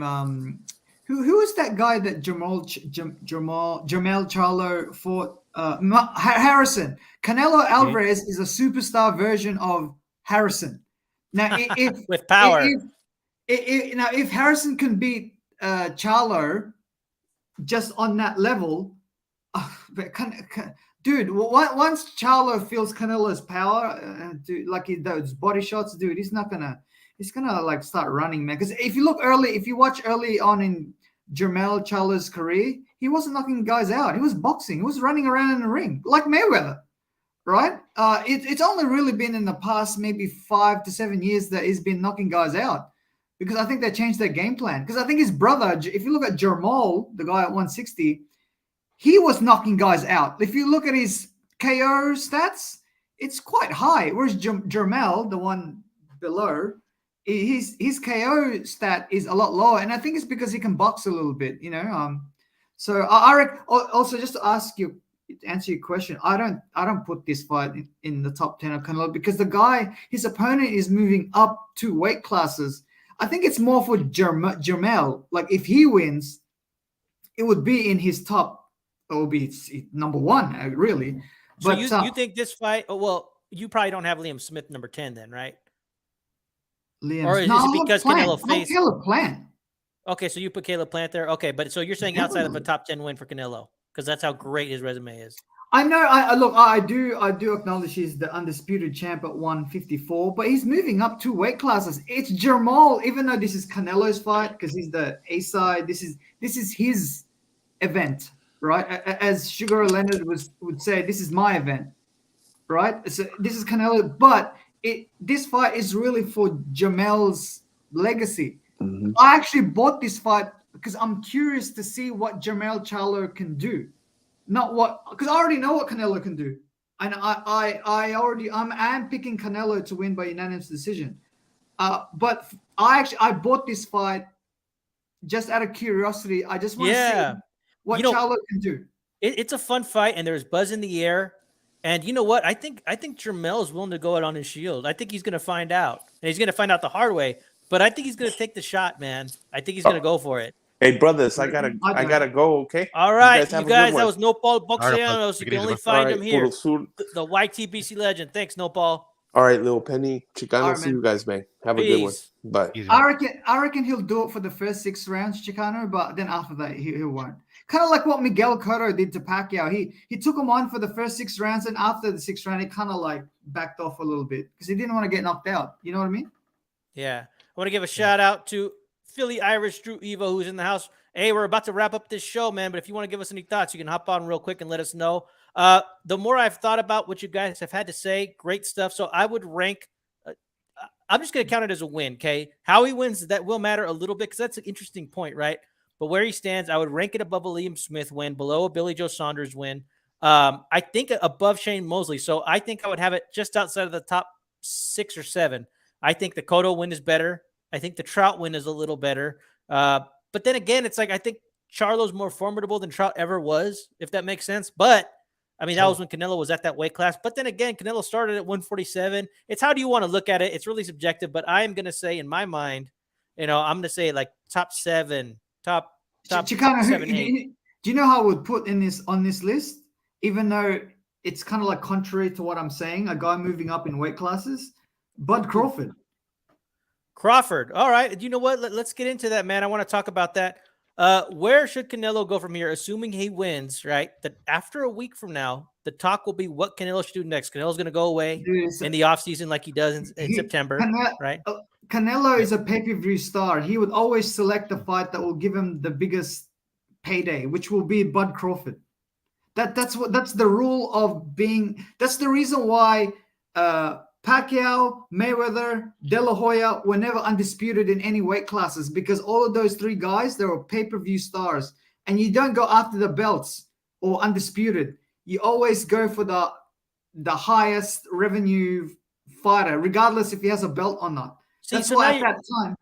Now you're being logical, Little Penny. Okay, okay. I want to ask you guys both a question real quick. Okay, Little Penny, do you ever listen to the PBC cult? Do you ever listen to what they have to say? PBC. Oh, you mean the Barack and all those guys? I mean, whoever it's when they're leaning towards the PBC. Puro Sur, do you? Can you ask the question again? I'm sorry, I spaced out a little bit. Do you ever listen to what the PBC cult has to say? I listen to whatever everybody has to say. I'm on here all the time. Okay, now I've heard this narrative, okay, that like, hey, okay, so this is in regards to Spence and Errol getting it back on, right? And Bud wants to have it at 147, right? And the Colt is pissed, right? They're pissed. They're saying that they're losing a lot of respect for Bud Crawford, okay, because he should be a man of his word, right? I don't know what that means. I don't know what word he gave, right? Is what you say your word? But that's a whole nother thing. My point is, they're saying like, well, hey, like Canelo might not want to do business with somebody like Bud Crawford who won't honor a rematch contract like that, right? So, can't trust somebody like Bud. I don't know if you've heard this, Puro Sur. Have you heard this, and what are your thoughts? Yeah. No, I actually was giving my take on this on another channel. I think the people that kind of like make that argument about like, yeah, he should be man of his word, blah blah blah blah. I think it's just content creation. It's just something to talk about on that particular day. At the end of the day, like one of the main points I made is that like I think Errol Spence, like if you see what an unbiased mind, was a clear A side, going into these negotiations, for X, Y, and Z. But at the end of the day, to make this fight, like Errol Spence conceded concessions that. And some concessions that were like I never even heard of, like a coin flip on who comes out first. Like I hadn't even heard of that before.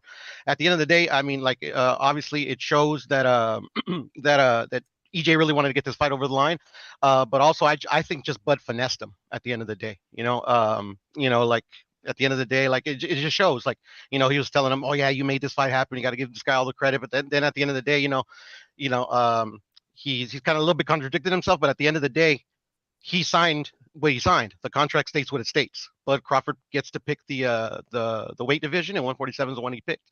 So at the end of the day, the only one he can blame is himself, Errol. I'm talking about. No, I'm hearing this like, oh, Spence shouldn't have given Bud the opportunity. Look what he did. I'm rolling in this. I'm glad you haven't seen it, Lil Penny. I'm glad you haven't seen it. Philly Irish, Drew Evo. I'm sure he's got a hot show on Monday night coming up. What's up, Drewski? I'm sick as shit. Are you? Okay, we want to know. Okay, so you're sitting here saying that Crawford said the fight should be at 147 unless Earl sends something in writing saying he can't make the weight. So you're okay with the way Bud's conducting himself? Is that what I'm hearing? Here's the thing. He won the fight. I believe that he is giving him a rematch, but he should be able to choose where the rematch is at. If Bud thinks the fight should be at 147 again, then it should be, unless they send something saying he can't make the weight. Then they negotiate maybe a catch rate or maybe 154. But like, I believe that if the winner of the fight should pick the terms of the fight, of the fight, or the rematch. Like, it's just point blank. The writing's on the wall. 1 and 2 fought each other, and one of them is the undisputed champion. And I think people have to honor that. He was putting himself as the B side in the first fight, And I believe he has the right now to make himself the A side of this fight. Like, yeah, look at it like this. Errol needs this fight more than Bud does. This is the biggest cash grab of Errol Spence's career now. This is the only big money fight he has now. Hey, Right. Drew, isn't that in the contract that the winner picks the weight that they fight at in the rematch? It's actually on the contract, right? Yeah, that's what I've read.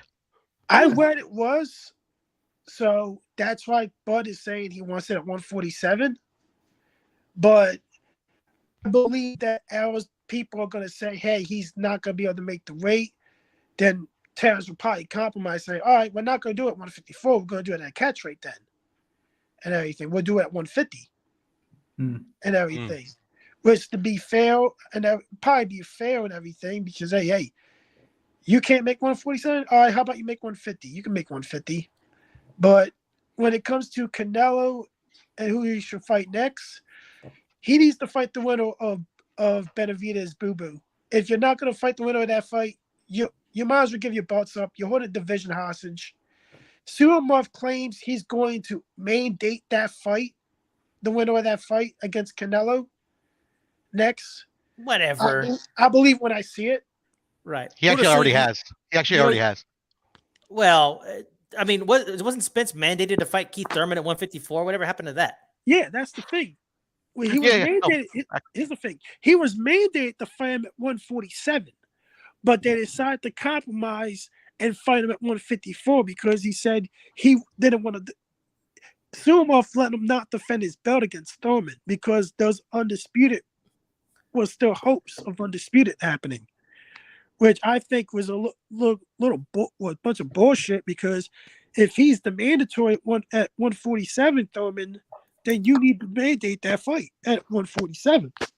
So what do you think the best thing to happen should be? That Crawford should fight him at a catchweight? Is that what you're saying? I believe if Errol cannot make 147, you fight at a catch rate at 150. Have you lost respect for Bud for the way he's conducting himself? No, because me either. But Bordosu, you make a good point, brother. When you were talking about that coin flip thing, I did think wow, Errol did concede a lot, and I feel like Bud was being a little bit hard headed. What about Bud getting this over the line? Are you telling me that he would have walked away if he didn't get a coin flip? That's crazy to me. So yeah, it's crazy to me as well. But at the end of the day, he also gave him a percentage points off of his own purse or his percentage split. So I mean that's really where you hurt a fighter. I mean in that aspect of the business, in his wallet.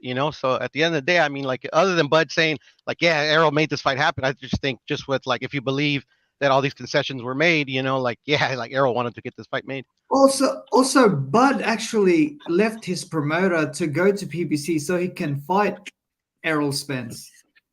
So he took a big risk in leaving top weight because he negotiated on his own. His team and him negotiate on his own without a promoter. Yes, with him, just a manager. And everything, if you look at it, Terrence technically is a free agent still. Okay, so Drew, didn't they try to didn't Al Heyman try to write the contract so that it's so much in favor of Errol Spence to the point where Bud said no, I'm not signing that shit. Because here's the thing, he was making a bet. Here's the thing. In that first contract, when Bud walked away from it, Danny Garcia, Mikey Garcia, and Ugas, all three of them had bigger post splits than Terrence Crawford was offered. That's why he walked away. How am I fighting you for undisputed? And those three guys got a bigger post split than me. Yeah, and everything. I mean, I believe the narrative, there wasn't even a guarantee. And now that the fight's, already been made, already been fought, I actually think that was a bunch of bullshit. I actually think there was no negotiations going on. I think he was always going to fight Evanesian. And they were just using all this for promotion to try to get the most out of this fight when it was eventually made in July. I think that could be. And I want to note what El Relax here says. He says Crawford wants Canelo at 168, but he doesn't want to fight Spence at 154.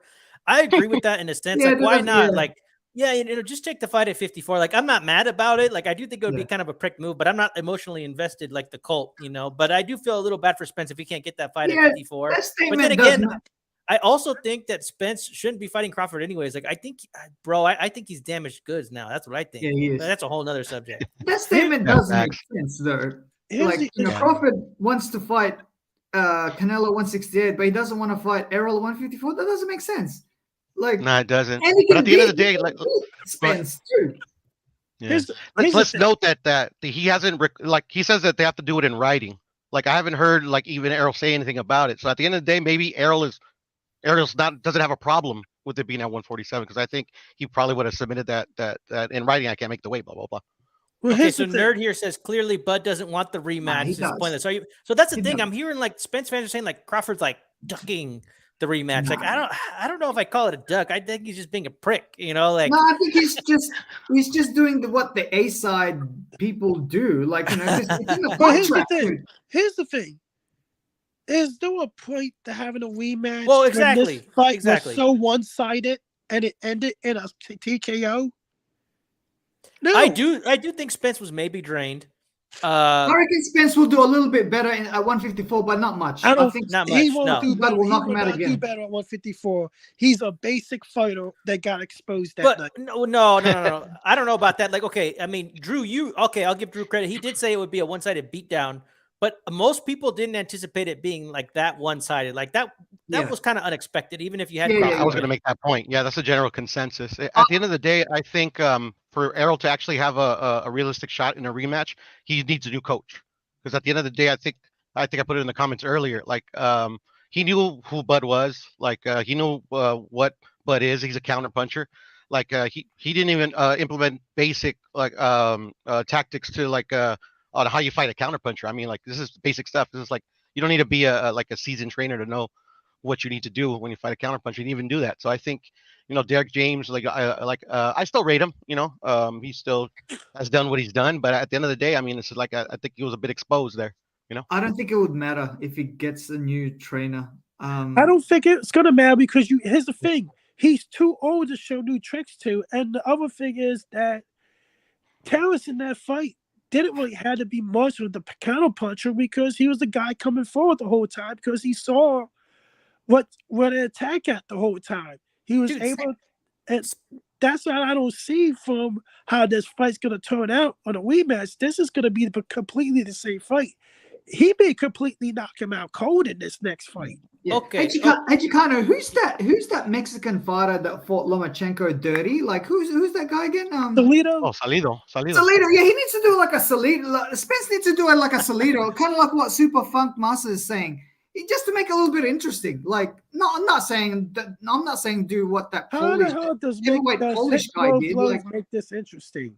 Did you see make it dirty. the Afe Ajaba fight that stopped because of low blows, little penny? We're not trying to have this. I thought Canelo. I thought Canelo. elbows and stuff. Just make it dirty, like clinch and stuff like that. Like, you know what I mean? I thought Canelo should have hit Bivol to the huevos a couple times. That's what I think. It would've I was helped yelling out at the things, screen man. for Errol to hit a Bud in flush shot. the nuts. To be honest, Plant tried it against Benavidez, and Benavidez just got pissed off, but he went for it. He's like, "I'm gonna hit this fucker low," and he fucking went for it. That was a blatant low blow. that's the Trinidad special. To be honest, man, that's how he turned the fight on with Fernando Vargas. I remember that shit. So did Miguel Yes, Cotto with yes. Judah. Yes. Oh, yep, there you go. Boom. Correct. But Puerto Rican seriously- special. but Yeah, man. seriously, are we going to? I'll be honest. I don't think we're going to get this rematch. Okay, so having said that, okay, Lil Penny, so you think that the market's going to dictate Canelo versus Bud? Is that the fight that you want to see the most? No, I actually want to see the Benavidez fight, but Canelo will pick if he had a choice of either Bud or Benavidez, he'll pick the one who will generate the most money, which is the Bud Crawford fight. And in that case, Bud will probably just sit out until May. I'll be honest. I really think Suamov may wind up having to mandate that fight with the winner of Benavidez, Andre. Canelo's gonna do whatever the hell he wants, regardless of what he's dropped belts before, bro. And like I said, he's gonna have to tell you. We've seen mandated fights go away, bro. Okay, what fight do you want to see the most next? The fight that I want to see the most is the Bivol fight. I just don't think Bivol is going to I don't know. Bivol, I don't know if he's become a diva or whatever. He just wants more money because because he did win the fight and he feels like he deserves more money. That's the one I want, but I don't think that's going to happen. At the end of the day, Bud, like you guys were saying, I believe that one is it will get made because of the monetary. Like that's truly the one that will make the most money in the sport. In my Also, opinion. you know, Bud can't outbox Canelo. Like, if he doesn't engage too much, Bud has a path to victory against Canelo. Whereas with Charlo, I can't see a path for Charlo for winning, but I can with Bud because he's so skillful. And Canelo's not a big 168 pounder. No, he can probably make 160. Really, if People he love to really make it wants seem to. like he's this roided guy, dude. Ryder was bigger than Canelo, bro. Well, yeah, for sure. Yeah. At the end of the day, there's like an outside shot. Bud could beat Canelo because of the 3 weight divisions. It's I've never seen it been done before. And usually, 2 weight divisions, like Canelo's done it before. Multiple people have done 2 weight divisions, but they never just go straight up there. They'll take, Pacquiao has. they'll Dude, he went did from he go 3 112 divisions? three Yeah, he weight, 3 went from divisions. 112 to 122 straight away. Oh, those little weight Oh, yeah, classes but where there's that's- 2 pound difference, that don't count, little Still Benny. 3 weight classes. too. No, but the weight, the actual the disparity in weight, like this is 14 pounds, like Canelo and Jermel, Bud would be, I think, I forget, like 30 pounds, 47 to Weight- 68, that'd be like what, 21 pounds? 21 pounds. If That's a he- lot. That's if a lot for Bud- 3 if- pounds. If Bud beats Canelo, it would be better. It would be a better victory than Pacquiao beating De La Hoya at 147, going from 135 to Sure. 147. And that wasn't the Yeah, same he's De not La gonna do Hoya. that. But you know what? I gonna do do that. think there's an argument for Bud to try it. Like, why not? Okay, so you all hear the stories like Bud's mom used to pay $5 to anybody who could beat up Bud. I mean, was there like a 20-pound weight restriction on that? I don't think so, right? I think Bud Crawford is a physical specimen. I think that he might think to himself like, hey, man, now's the time. And Canelo might be on the side. Like, yeah, Crawford's older, but there's less slippage from Crawford. Like, this could be the perfect time to do it. You're never going to have another shot. Like that window of the Canelo mega paydays where Canelo's on top and, he's just, it's so small, bro. There's only a handful of fights left that we're going to get out of this. I think that, Bud, go for it. What do you got to lose, man? And you know what? I respect Crawford's power more than I used to. But like I said, I still think that wasn't the Spence that we're used to seeing, right? So, Yeah. I mean, there's no way you're going to tell me that Jeff Horns is better than fucking Spence. I actually think that Canelo will beat Bud, but I can see a pathway for Bud because Bud can use his feet, and Canelo's not the fastest 100. He's not like Bivol, right? Where Bivol can use his feet a little bit, right? So I can. It's very intriguing. I think it will do better pay-per-views than the Canelo Charlo fight. The That's a fact. I agree. Yeah, I see very little chance of this fight happening, but I think it's going to happen because of the money. I think it's a payday fight at the end of the day. 3 weight classes is just way too much. It just reminds me of actually my buddy gave me this idea: Sugar Ray Leonard versus I believe his name was Donnie Lalonde. That was an equal weight jump.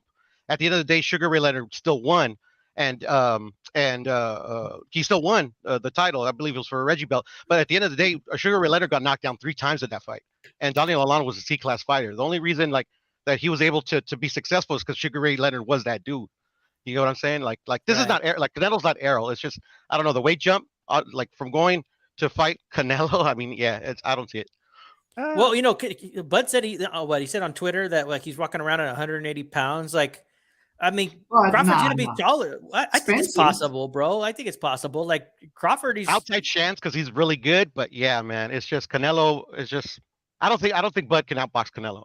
I don't see it. Okay, so it's not just about the weight classes for you, Bruce. So you think I think it's also I think who he he's can, fighting. but it's not going to hurt Canelo because that punch is 147 pounds in terms of its ferocity. Canelo will eat all that up. There's so many intangibles. Will his power translate up there? Will he lose speed? And then also Canelo's one of the best defensive fighters in the game. So will Bud even be able to hit him like that? Bud will be a lot slower at 168. He's has to carry a little bit more weight. And his foot movement's good, but I don't think he has the legs that he had at 140. I've been saying that for a long time, and he's only getting older. He's going to be 36 next year, 36 in October, I think. That's what my buddy's been saying. Yeah. Yeah, dude, he's not going to be able to dance. I think he's going to have to do back foot, and I think that Canelo will dominate probably, but I mean, we're talking about like, this era's ending, bro. Like, and I already think like Canelo's winning this whole like who's the greatest fighter of this generation. It's not even close. Like Canelo's the guy, right? After the Mayweather Pacquiao era, it's the Canelo Fury era. as well. Fury as well. But Nah, we're reasonable. to me, that's the not even fans close. aren't. That's why I want Yeah, this but fight too. here's Like the this thing. is a very rare occasion. I'm sorry, and I'll shut up. This is a very rare occasion where like the guy that they say is the generational talent, the best of this era, can actually fight the what most people think that would be that guy. Like it's a very rare occurrence where like this could be decided on one fight. Exactly. Terrence Crawford, that was my point, Bruce. I think that Terrence Crawford could leapfrog this and become that guy with one fight. And then it will go boom. Crawford was the guy this era because look at everything he did. Wow, he beat Spence at 147 after everybody wanted the fight. He demolished him. And then boom, you go up and face Canelo, who like would probably still have all the belts or at least be the lineal champion still. Yes, that staple will be with Bud Crawford if he can pull it off. Like I think he's got everything to gain. And then No if Crawford- speculation, And if Crawford goes back down and beats Charlo at 154, he'll be undisputed in 4 different weight classes. Like, holy crap. That's Henry Armstrong type, or you know what I mean? Type. I'm gonna, exactly. I gotta debunk all this right now. I'm gonna have to. Do it. The Bevo rematch would never happen because Canelo refused to fight him at 168, defend his belts against him at 168. Now, the Terrence Crawford fight, I don't think that's gonna happen. Because to tell you the truth, I think the Benavidez fight is more of a legacy fight for Canelo because if he does not fight Benavidez, it's going to leave a loophole in his legacy that he did not clean out that division. Even though he's undisputed, he did not fully clean out that division because that's the biggest fight for Canelo right now is Benavidez. Because if he beats Benavidez, he solidifies himself as possibly the greatest super middleweight of all time. He solidifies himself. Better than Roy Jones? Nah, Andre Ward's better than Roy Jones in that weight class. But nah. But I really see that if he doesn't fight Benavidez and decides to take that Crawford fight and everything, that's a big loophole in his legacy. Yeah, but Drew, he can fight Benavidez after the Bud fight. Here's the thing. You fight him before because the longer you wait, the more of a chance that you have to lose the Benavidez. The longer you wait with Benavidez. Yeah, that's true. Yeah. Well, like how easily can Benavidez make this weight? I don't know, man. He's a big dude. Like for Canelo, he'll make that weight. For Canelo, he'll make it. but I'm for saying that payday, yeah. No, I think he could too, but I think it'll tax him. Like, I think they would both decline as time goes by. Like the fight is better right now than it is. He's still young. Did I see how this That's right true. now? I don't think if that fight with Boo Boo and him is made, I don't think David wins the fight. I think that's the only thing that takes that fight away is Boo Boo beating Benavidez. Then that fight's out the window. Yeah, but well, you've always been better beat him. You better beat him. Yeah, but Drew, Andrade's a little bit washed up now. How old is he? And when was the last time he fought? He's 34, but here's the thing. 3 months ago. But here's the thing. Benavidez, this is going to be a southpaw that's unlike Plant has pop to his punches. If Plant had pop to his punches, this is a totally different fight with Benavidez and Plant. He has some more pop on his punches that can keep Benavidez honest. Boo Boo? Yeah. This is going to be a real difficult fight for Benavidez. Yeah, I agree. And people are going to think this is going to be a cakewalk. It's not. No, it's not. Benavidez could be exposed in this fight. Yeah, Andrade is like Lara. If you watch any of Lara's big fights, they're not cakewalks. Like Andrade's like Lara. I really like that slick counterpuncher type. I really think this fight defined by Boo Boo beating Benavidez, and then Suamov will probably wait to announce him as the mandatory, and that's all. This is all going to go downhill because Boo Boo's got to wait probably another couple of years to get a fight. But Drew, because Benavidez throws a lot of punches in bunches, he might do enough. Like, 'cause I can't see Andrade knocking out Benavidez. No, he's not going to stop him. He's gonna win a decision off of him. I think Benavidez is going to starch Andrade. That's what I think. Sorry? I think that Benavidez is going to starch Andrade, lay him out. So Andrade I say he better. I say he better. He better. Yeah, he Yeah. better. Yeah. I think it's I think Andrade's gonna not know what the hell's hitting him, and I think he's just gonna get laid out. I think I don't know. I don't know. Like to me, it's just I've never seen what Drew has seen in regards to Andrade. I mean, he thinks Andrade could beat Canelo, but that's another story. Okay, like I've just never seen it. To me, he's looked average for. He's very tricky, like Chicano. He's I don't see it. I mean, the guy like his last Have fight you on the seen the zone, I thought Williams he looked like shit in his last fight on the DAZN platform, right? And then he Yeah, went but over he to hadn't fought PBC in and a while, he got though. yeah, but then he got knocked down in his PBC premiere fight, right? They didn't count it, but that was a nice clear knockdown, right, Drew? Borderline. You could say if it was a knockdown. Now I told What, people no, you could- called it a knockdown at first, you know. This, No, so I didn't. Chicano, you no, reckon I he's like a so I said Chicano, you're no. saying Andrade is like a Fulton, I where said he's like I would be okay if Yeah. it was on a knockdown. no, you said I would call it a knockdown. That's what you said. I said it would be okay if I called it a knockdown. If it was called a knockdown, I'll be okay with If it. you punch somebody and then they fall, it's a knockdown, bro. Anyways, that's okay. We know you like Andrade. That's okay. But all I'm saying is like Benavidez would starch Andrade. That's just my opinion. Okay. Although I'd be I would think it was funny if Andrade pulled it off, but I just don't see that happening. That's just me. No, I don't think Andrade can pull it off, but I do agree with Drew. I think it will be a lot closer than most people think, because Andrade, dude, that guy's a tricky guy, man. I don't know if he's like a Fulton who's like a pretender, or is he like a Lara who's the real deal? Oh, I that's think the other he's thing. like Lara. He's I like don't think- Andrade's like a 3-round fighter in my opinion too. You Here's think? the thing. Nah, man. I don't think so. I think people are really discounting the wild card in this thing, because the WBA can mandate Canelo to fight Morel. Well, that's a Morel's dangerous going to be the fight, future that one. of 168. I've been saying Yeah. that for a long time. He's the I guy reckon. that Yeah, the man. yeah, after I this. I I reckon agree. Chicano- And they wouldn't make that fight.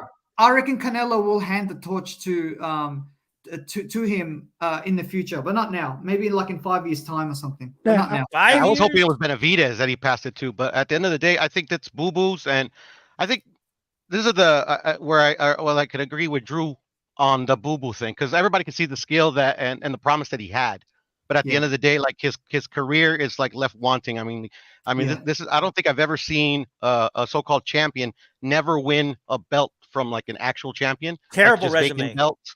You know, and and obviously the other stuff, but at the end of the day, like David hasn't fought I gotta anybody go, either. guys. He Peace fought. out, Drew. All right, then Drew, man, take it easy. Benavidez hasn't fought anybody either. At the end of the day, we're talking about Canelo. To beat somebody like a Canelo or any other fighters that has moved the way Canelo has moved, you need to fight these fights so you can, Yeah. like you gotta get what I'm saying. You need to fight the tough fights. So when you get to somebody with Canelo that has done that himself, like you give yourself the best chance to win. Yeah. At the end of the Also- day, David has not done that, and he has no defense. Also, Like a lot of I the think that David fights the next one. Go ahead. Also, a lot of the LDBC people are saying that Canelo ducked Andrade at 154. Saying, dude, at that time, Canelo was already a pay-per-view star. When you're a pay-per-view star, you don't go after undisputed. You go after the most the most lucrative fight out there. Now, I think if Canelo, if Andrade was around the time when Canelo fought like Lara and Trout and all that, I think he probably would have fought him. But the thing is, after the Mayweather fight, even though Canelo lost, he kind of like became like a pay-per-view star in a way. That, you know what I mean, Chicano? Right. No, he did. I mean, he was a bona fide star. I mean, like, okay, last thing. Okay, it's almost time for a Nash whipping. Let's close out. Okay, pay-per-view buy predictions. Okay, what do you think, Lil Penny? The Canelo Charlo, Yes. I think we'll just do under 100 million pay-per-view buys. Maybe All right. 900, 800,000. Okay, Puro Sur, what do you think, man? Yeah. Other than I'm like I was saying before that this fight was made because of Canelo. I think he respects Mel and what he's done. Also, this is a fight that the fans have been asking for a long time. Not at this particular moment because like they left, but when they're in the same weight division, like the fans and most general fans, in my opinion, wanted to see him fight both twins, because of just like Boo, they had promise, and okay, this guy could be the guy. So I actually think it sells relatively well. I'm going to say 1.5. Wow, 1.5. Damn. Wow, That's that's bigger I than like it. Mayweather. That's bigger than Mayweather Mosley that did 1.4 million. Wow. Yeah. I think Well, it'll check the casuals, not every single one of them, but yeah, I think it'll check the casuals. 1.5. yeah, no, I think so too. The Charlo name in general, the twins like together, like Canelo versus Charlo, regardless of which one, I think it's going to do well because the Charlos do have a little bit of a name. They also have a little bit of a name in Texas. You know, okay, Super Funk Master G here says 500K Charlos fan base uses the Fire Stick. Oh, that's messed up. Well, I mean, you know, I got my own Fire Stick for certain pay-per-views. I'm not gonna lie, but for Canelo, I always support him, man. And I'll tell you this, dude. Like, I'm thinking, I'm somewhere in the middle. I think right around 1 million. This fight is gonna sell well because, like I said, you know, the Mexican versus the African American fighter. You're gonna get both fan bases, and we've been wanting to see this fight. Now, I've been talking about this fight for such a long time. Like, a lot of people, a lot of the PBC cult, they're picking Jermel, right? I mean, they always pick against Canelo anyway, so it doesn't really mean anything. But there's some buzz in the air, man. Like, I think there's going to be real anticipation to see if Jermel can pull this off. Like, Yeah. I think that, you know, they're probably going to be a little nervous. Like, I'm not going to be that nervous, even if Jermel's looking decent early. I'll get nervous if this fight goes into like round 10 and then Canelo starts looking a little fatigued and hasn't cleared like Yeah, but Charlo gets 6 fatigued rounds already. too. I think that's You a think so? narrative, by the way, that Canelo Yeah. gets fatigued. I think it is a little bit of a narrative too, but I think if that we see the Canelo that fought Ryder like towards the end, like if we see that version of Canelo for like the last 3 rounds, hey- like I think Jermel could possibly take those rounds. Hey, But that's guys, just me. Charlo's going to Yeah, I hear carry you. some extra weight, so he'll definitely get fatigued at the later rounds. That's Plus for the sure. body shots. Yeah. The body Yeah. shots, man. Jermel, He hasn't thrown those in a while. Like Canelo would like how he used to. So if he goes back to that, he can like maybe even make the fight easier. I don't think he'll go back. I think it's too late now. You know what I mean? No, he's Mexican, bro. That's ingrained in him, bro. He's just gotta throw it, bro. I just think at the end of the day, like especially when he went to 168, 172, he has to prove to those fighters because they're way bigger than him that he has to make them respect him. So that's why he went from the combination puncher that we saw at 160 and below to the more accurate, like fucking raw motherfucker that we see right now. You know. But bro, he hasn't done it in a while. Like, what So- makes you think they'll do it now? totally. So, I mean- Bruno, so you're saying that you think that Canelo is going to bring back his combination punching? Is that what I heard? No, the body. that's not what I heard. I was saying that if he implements the body puncher like he I used see. to, like because he still throws to the body. Like I see it in every single fight that he's ever had. But like in 160 and below, like I mean, it was like a big part of his game. Where like at 168 and above, because he has to show these guys to respect him. You know, like he substituted the combination punching for more accurate, really hard shots. Mm. Yeah. Excellent, man. That's a good breakdown, dude. I'm looking You forward. kind of just before you go, I'm a bit disappointed that Showtime didn't have a 4-episode all access. They've only got 2, right? At the fight of this magnitude, right? It You know what? deserves- It could have used 4 episodes, and I also think Jermel's pretty good for the screen, man. I think he's got enough charisma. Like, Yeah. I had interest in seeing what he had to say. Also, looking at his wife, that was nice too. Yeah, you know what? I gotta admit, Pandemic. look, the production of All Access is not very good. They gotta hire some of those people who did those HBO 24/7. They don't have a job anymore, right? Because HBO doesn't have any more. So they should hire them, like because those guys know how to make. Like for example, when we Production value that they had was good, right?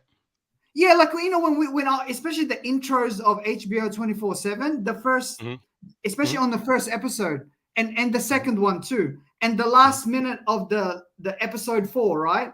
If you watch any of those HBO shows, it makes you want to buy the pay-per-view. Whereas for sure. I'm gonna buy the pay-per-view, right? Because I'm just curious on what Charlo can bring because he's undisputed himself. But if I was a casual fan, I'm not gonna. Those 2 episodes are freaking boring, dude.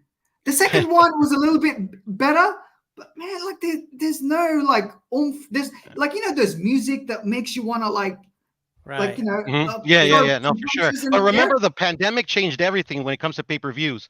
Like before the pandemic hit, the lead up, to announce it, the press tour, it was always in Los Angeles, London, Mexico, and I believe those 3 stops. I think there may be one more stop, but it was always there.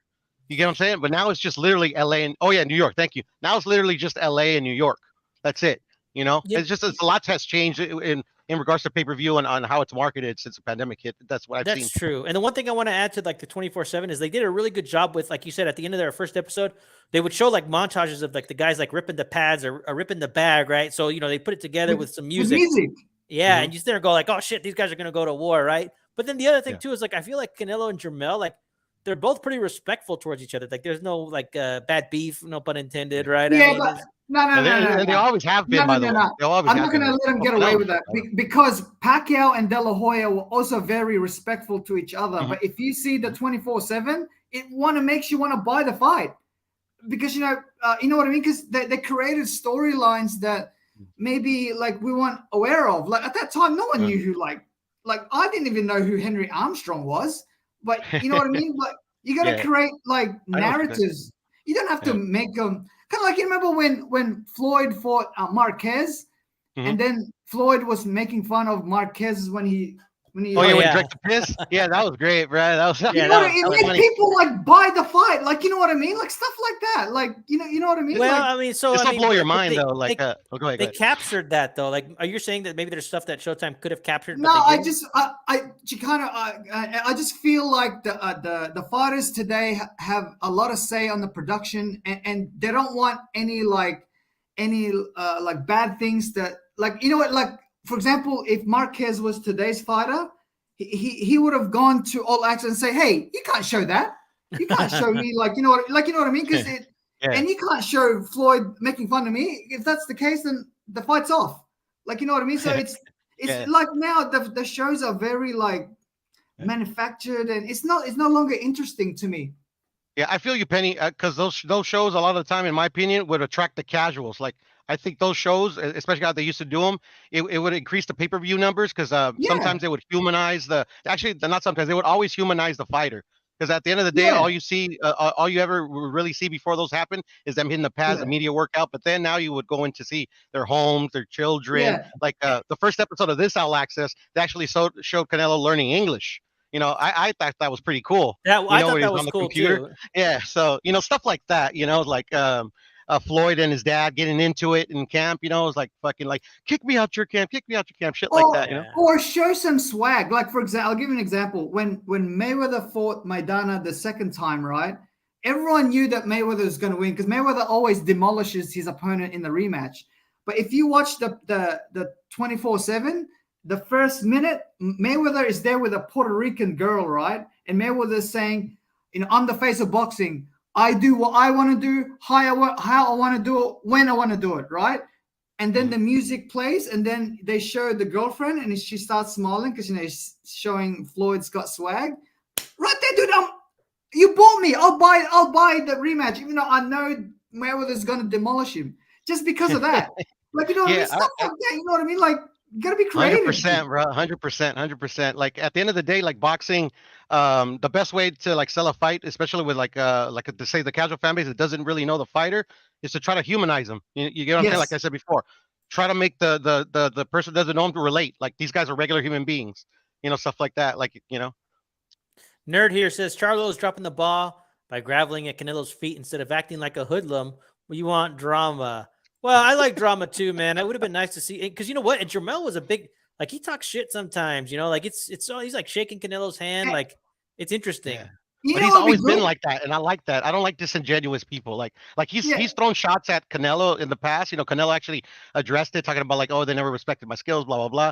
But at the end of the day, like Shakur to me feels very disingenuous. You think so? when he does that? Yeah, to me, yeah, definitely. He just it's an act to him.